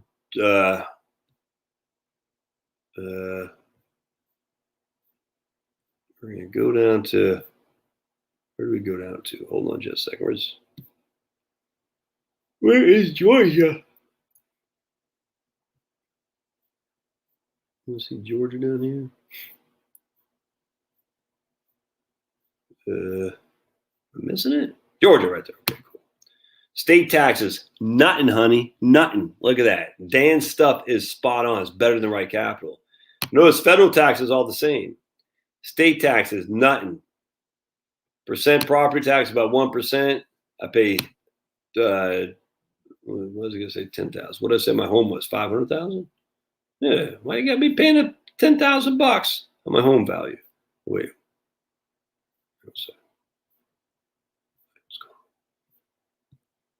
Yeah, we got 500,000. I got you. All right, so maybe tax property. Yeah, I don't get it. Why we got property? I'm confused. Anyway, state sales tax. That might be a ding there, Danny. That's fine. I mean, you got to adjust it. I don't get why we got 1% on 500,000. Why is it coming at 10,000? Should be 5,000, right? Yeah. Yeah. So here's Vermont is 10,000. Yeah. So this, huh?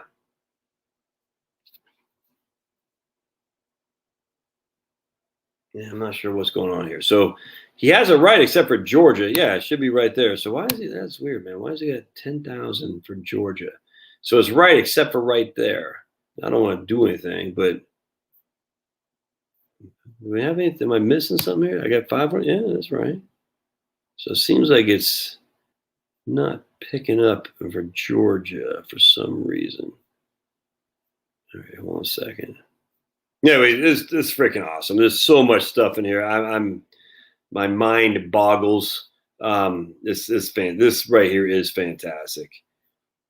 Sales tax. So basically, what he sees here, taxable expense is $60,000, and he's saying, "Hey, man, you're going to end up paying sales tax rate if we go down to Georgia 7.75." So essentially, it costs you $4,650. I mean, obviously, you got factoring food won't be taxed and whatnot, but.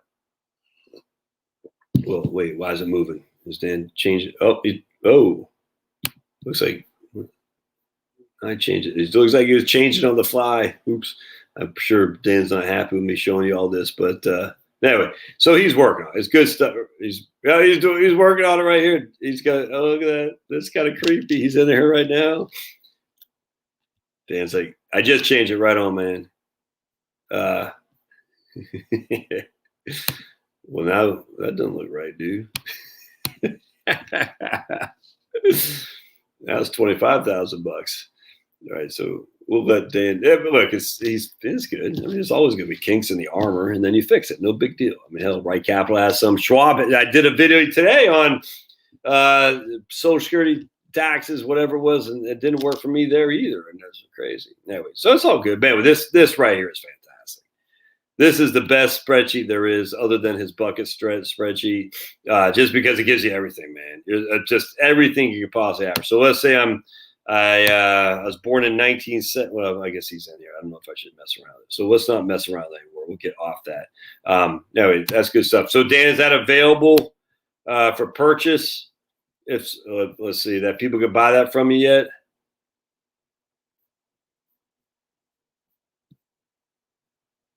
How do I get? Oops. How do I get Dan's thing off here, man? Breaking election says 30,000 fake ballots found in Georgia audit. They're not real. Jake, you think it's gonna matter? I sound like Michael Knowles, a very smart guy. How dare you call me very smart? You saying I'm an elitist? Yep. Yep. Low cost. Yeah, 100%. It's all about it's all about the cost, man. Yeah, China owns Biden 100%. All right. 20 years away, so I'm thankful every day. Dollar cost average monthly, right on. And you're in Oregon too, man. You get to live in Oregon, big man.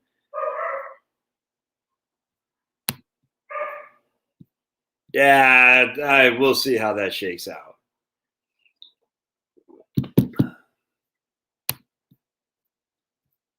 I 100%. Quincy says 9 out of 10 long-term investors will lose to the S&P 500 or VTI just because they're paying too much of fees. It's just all there is to it. I buy OTC miners on Schwab. All right. Blue collar bullion baller. Wow, that's yeah, right. What happened? Whoa. Oh, right, with my wife. Yeah, right on. Love your channel. You're great. Prayers for Peter's daughter. Right on. Thank you, Patty. 100%. I just need better returns than ETFs. How are you going to do that?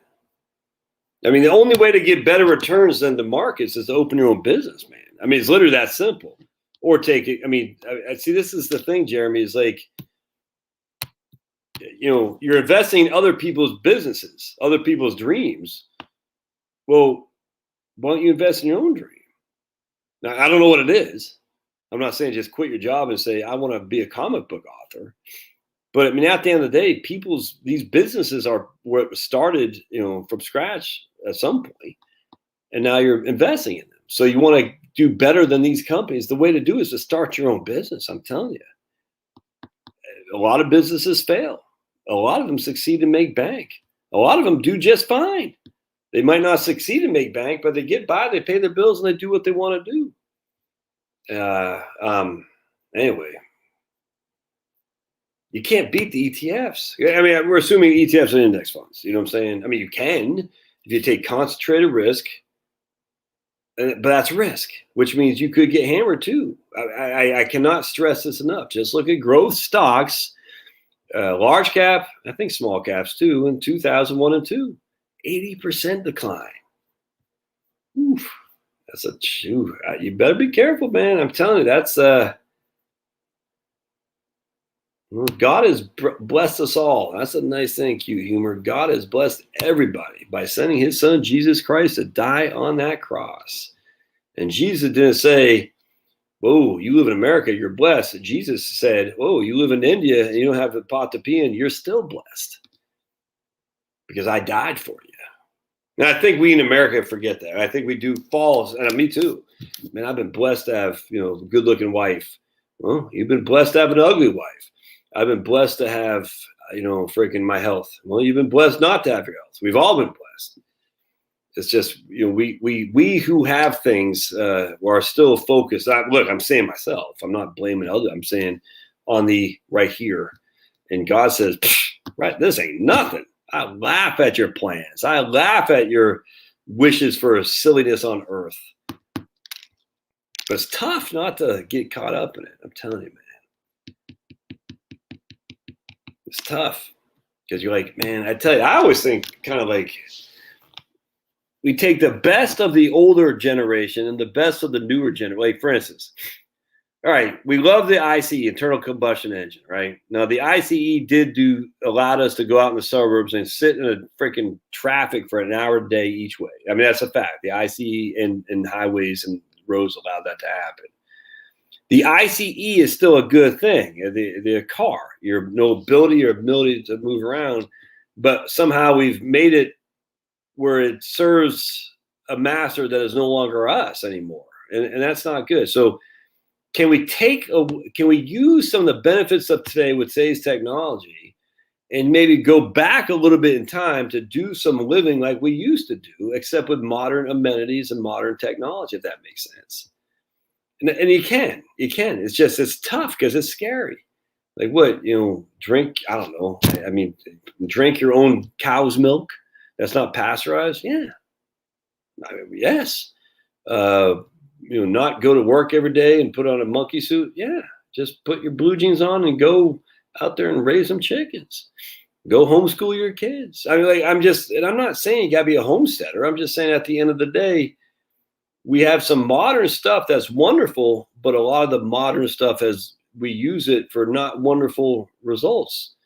And what's wrong with going back to, living on $50,000 a year, roughly, you know what I'm saying? And just eating a lot of your own produce. And I mean, I'm just saying, like, you use the best of what we have today and don't forget what worked in the past.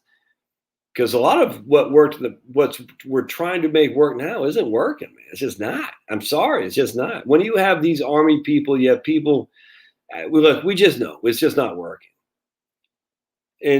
But that doesn't mean modern society is inherently bad. It just means we're using it for bad ways, if that makes sense. So what if you use the best of modern society and we're able to alleviate the worst of older society? I mean, my goodness, man.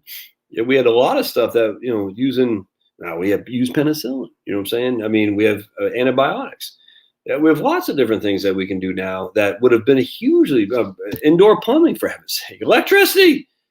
You know what I'm saying? So why can't we combine the two as opposed to saying, oh, we're doomed because modern society is doomed? So, well, why don't we take what is good out of modern society and combine it with what was good from past generations?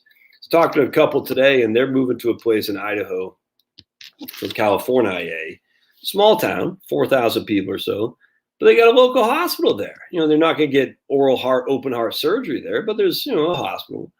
They can get their basic needs met by the local, doctors and whatnot. If they need anything more significant, they got to go down to Boise, if that makes sense. I said, man, 4,000 people, a community, like-minded people, they got everything. They got enough shopping centers, they got enough, community. They're not going to live off much money. They don't need much money. You know what I'm saying? They're not living on a big, fancy, schmancy, good time rock and roll house. They don't need a big, fancy, schmancy, good time rock and roll house. They're going to travel. The homeowner's insurance is going to be low because their house isn't worth much. Yeah, the point being is, what's wrong with that? That might not be for everybody, but what's wrong with that? Well, the answer is nothing. Maybe that's something we should kind of refocus on a little bit. Anyway, all right, so we're at the 2-hour mark here. Not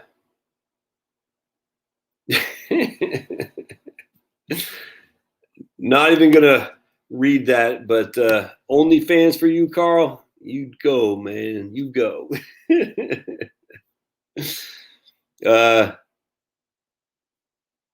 Only Bitcoin I have was what's given to me by Coinbase. What did Bitcoin end up doing today? It's fun shit. Look, I'm not anti-Bitcoin. I just, if you're making money off it, I don't know why you would not take your gains. It's weird to me, but all right, what did Bitcoin do today? I know it ran back up a little bit, so it's back to back at 38,000. All right, so Bitcoin, it went to 32, now back up to 38. All right, there you go. So I will never buy Bitcoin. I was listening to a guy today explain it, which was interesting. Not a Bitcoin, but the whole blockchain and crypto.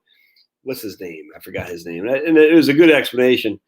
But he said, I forgot what he said. He said something, and I was wanting to type that, to quote it and say, this is why I'll never buy it. And he said it like it was a good thing. I said, I forgot what it was. I remember where the podcast was and where the minute was. I'll come back and find, I won't do it today, but I remember I said, that's exactly why I'm not going to get involved. And I'm surprised, I'm not all that surprised, but I'm kind of surprised that other people can't see what is inherently obvious in that strategy. I'll forget what it was, but I'll find it. All right. Yeah, teach us how to remember. How did socialists light their houses before candles? With electricity. I'm shilling off. Right on, man. Yep, right on. She is Jill Apperson. Yeah, well, thank you. Yeah, Tina. Fauci's such a clown, man. He's the next Trotsky. I'm telling you, watch. I'm not saying he will get an ice pick in his neck in Mexico City. I'm just saying he will be erased from memory. Like, no one ever believed him. He was always a clown. Yeah, I don't get the John Cena thing. That is like, what? That was just, I've never seen, I mean, look, I thought LeBron James groveled, but this was just, it was actually, I'm embarrassed for that guy. And I don't follow wrestling and all that. I just don't care. But I was embarrassed for a man to grovel like he did. That was the weird, it was like a hostage video. I've never seen anything so just preposterous in my life. It was like, what happened, dude? Like, literally, what happened? Yeah, strange, man. Yeah, Anomaly's fantastic. Big fan.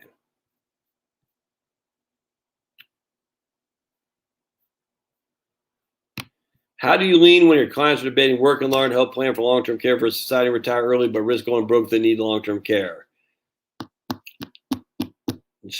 Do I even need to answer that?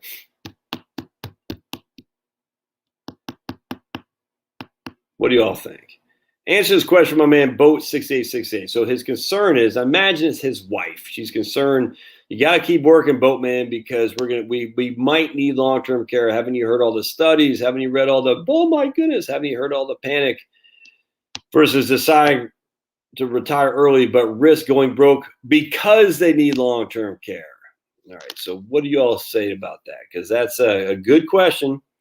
I can see the argument going on between wife and hubby there. And I'm not saying it's all the wife. I'm just saying more often than not, it's the wife who's worried about the health stuff. And more often than not, it's the man who's worried about the financial stuff in terms of the investments. Yeah, right on. The creator PCR test says empathetically, it wasn't designed to catch coronaviruses. Yep. And the more repetitions, the more the error rate. Yeah, it's the whole thing. It's just... I was 45 in March 2009 and didn't have tons built up yet in retirement, but kept plowing away. Right on. 10 years later, I had 10. Well, I was 100% right. Yep.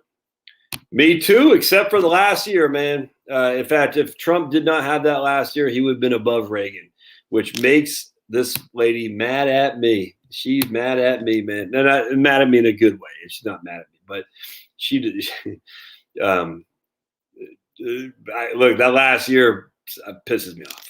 I'm sorry. All that happened under Trump. And everyone says, well, it's federalism, all this and that. And I said, yeah, federalism. Yes. And thankfully, we allowed Georgia. I don't know why Brian Kemp doesn't get more cred on what he did in Georgia, because he was fundamentally awesome. Everybody else sucks. DeSantis was good. Noem was good. Everybody else can kiss my big fat behind unless I'm missing somebody. It seemed like there were mass mandates pretty much everywhere else where there should not have been. Seems like I'm missing one.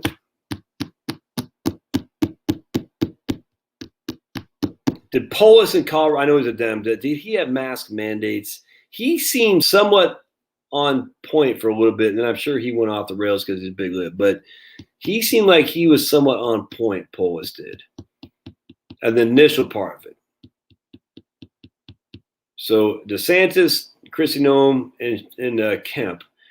Kemp didn't do enough to watch the voting insanity to see that what was coming down the pike. He let Puffy Burger handle that, and that will always be Kemp's demise. Kind of like Trump with Mike Pence relying on Fauci and Dr. Birx. That will always be Trump's demise. I'm sorry. The buck stops. Personnel is policy, man. And if you hire these clowns, you're going to get. And I know Kemp did not hire Puffenberger. Kemp should have been on that like white on rice to see the inherent problems that was obvious to everybody. It could open up freaking eyes. Noam, I don't know why she let the NCAA bully her. I don't get it. And so we're left with DeSantis, which is great. I love it. He ran Florida. I mean, Florida's a huge state. Remember, Florida is kind of used to be a pretty big swing state. Obama took it. You know what I'm saying? And Rick Scott, took out freaking Ben Nelson in the midterm election when everyone was saying Puerto Ricans were going to move into like crazy into Florida and vote en masse for the Dems. And then DeSantis comes along, and then Trump wins going away in 2020. It's like I watched my man, what's it, Richard Barris, is that his name? The People's Pundit. He's saying Ohio is a red state now, but just happens to have a blue senator, kind of like Maine, a blue state with a senator like Susan Collins. But it's an anomaly, but it's a red state. Florida is becoming a red state, which is interesting. But Georgia's coming more purple. It's not, man. I'm just telling you right now. If we did not, I can't stress this enough. If they did not do and this is where the Republicans are so friggin' stupid. How did they not see? I don't want to get into it. It's not a red state. It's not a purple state. It's a purple. It's a blue county. That's it. Fulton County, and then you got some other blue counties. That's it. But the reason they're able to get this to look purple and blue right now is because we know why. We know why. And it happened under Republican watch, which legitimized the whole thing over the whole country. It's so flippin' frustrating. It's like they say, we got a bipartisan legislation when one Republican had a friggin' 210 vote for it. It is bipartisan. One Republican did vote for it. But when Puffy Barger signed, sealed, and delivered, as did friggin' Kemp, our certification, that allowed everybody to say there is no fraud. Because look, even Georgia signed it; they got Republicans. It's infuriating, frustrating. Now, I know you can still get frustrated and get yell at the moon, and at some point say it is what it is. We move on and we say, hopefully, we can learn next time not to let this happen. Then the question is, will there be a next time, or will the the maroon that is Stacey Abrams, she's got a fiction book now that I saw being advertised, promoted on my Amazon. I was like, oh, she's not going to win. I'm just telling you right now, she's not going to win. And, because they didn't even change the voting laws that much, not nearly what I would have said, but, they've done enough to ensure that I think that we can't have the Stacey Abrams rolling a Republican who's so afraid to be called racist. It's like, anything I say can be called racist, so I won't say anything unless Stacey Abrams agrees with me because I'm scared to be called racist. I'm like, dude, where have you been? They've been calling us racist since the dawn of time. Would you stop? It doesn't work. And the way not to let it work is to don't let it work. Say whatever. I don't care.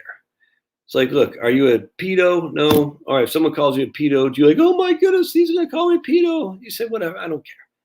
It's kind of like, I don't care about women's soccer. I literally could care. I can't stand that stupid idiot that they got running that team, that idiot, but I literally don't care. If anything, I root against the U.S. because I can't stand those people. But if someone says, oh, I don't care, but let me tell you about all these things that you're doing wrong. Well, you inherently do care. You see what I'm saying? It's like, I don't care about women's soccer. I don't pay any attention to the sport. I don't care. If they lose, I'm probably happy because I can't stand the freaking wokesters there. But other than that, I just literally don't care. So freaking frustrating. All right, I guess we'll get ready to get out of here.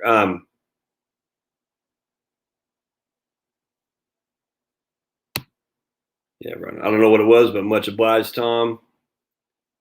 Yep, Kevin McCarthy. I was talking about Kevin McCarthy, not Kevin, Meet Kevin. I think Meet Kevin's probably not even a Republican, frankly, but all right. Biden wants, well, hell, if Biden wants it, I'm getting it tomorrow. Twice. I'll get it twice.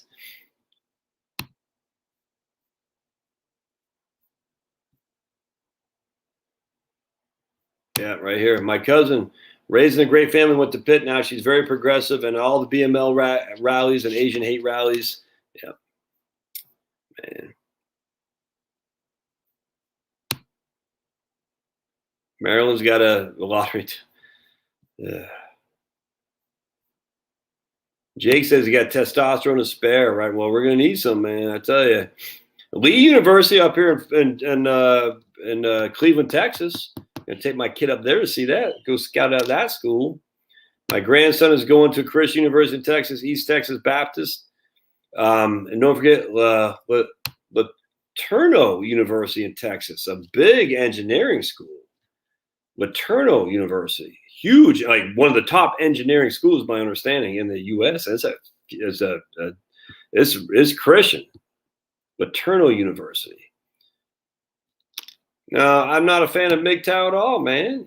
Look, I don't like that MGTOW. I mean, look, people do whatever they got to do, but men going their own way.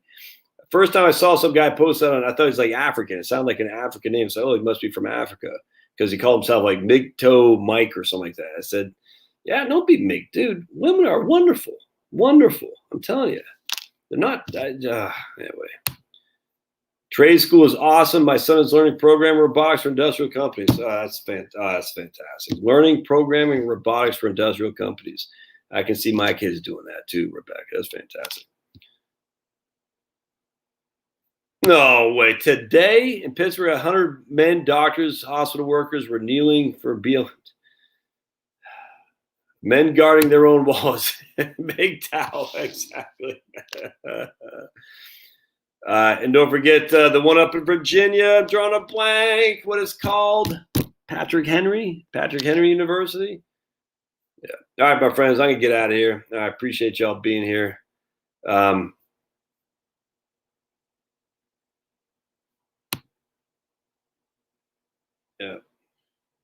Yeah. Did he really lose? He was the first to really concede. I wish he would have fought harder, man. I wish he would have fought. I wish he would have fought harder. That's for sure. We'll see, Jill. I know you keep saying it. I appreciate your motivation, and we'll see. Oh man. All right. Look, at the end of the day, a lot of people get up, and I'm not saying Philip is getting upset with me. Watch out talking politics on here. So I had a couple people say, don't you want more views? No, I mean, yeah, I want more views, but I want more views being who I am. I'm not going to be middle of the road freaking Joe Snuffy just so I can get more views that appeal to both sides. Because if you gotta take a stand someplace. You know, being political isn't going to get me banned. It's saying things about the V. It's saying things, about the. I should do like a Curtis Stone. He says this. That's what I'll do. This live stream will self-destruct because he says I'm going to just delete my live streams to make sure that I never get taken down off YouTube. That's probably not a bad idea. I don't think I say anything too much. I had one video taken down where I got a strike. That was where I said something about the. Let's see, the ladies who were you know what I'm saying, like this, and maybe the algorithm can't figure out what I'm trying to say, who are now the Rachel Levines of the world, if you know what I'm saying. I said, I said something about that, and I guess that really got the YouTube algos or people reported on me for not science, or I forget what I said. I said, really? Because I remember thinking, I was like, that's whatever. I can get out of here, my friends. I appreciate it, but I will never be. I'm always going to talk my right-wing politics, right-wing libertarian politics. But when it comes to the things you shall not touch, I get you, Phil. I get you. There are things you shall not touch, and we know who's in charge because if you criticize those groups of people, we know who they are. You will be banned, and yet I'm the oppressor because I'm a pale white guy. You know what I'm saying? I'm oppressing you by my very existence. You're being oppressed because here I am. Imagine living your life like that, like you are being oppressed by people you don't know. I mean, can you imagine going through your life saying, you're oppressing me? Like, how? Because of white privilege. How? Because I get stared at in the store. Okay, that's weird, but okay. If that's your version of oppression, you got it good, sister. You're oppressing me. How? Because you're a white man and I'm a white female, and I get it from because toxic masculinity. How?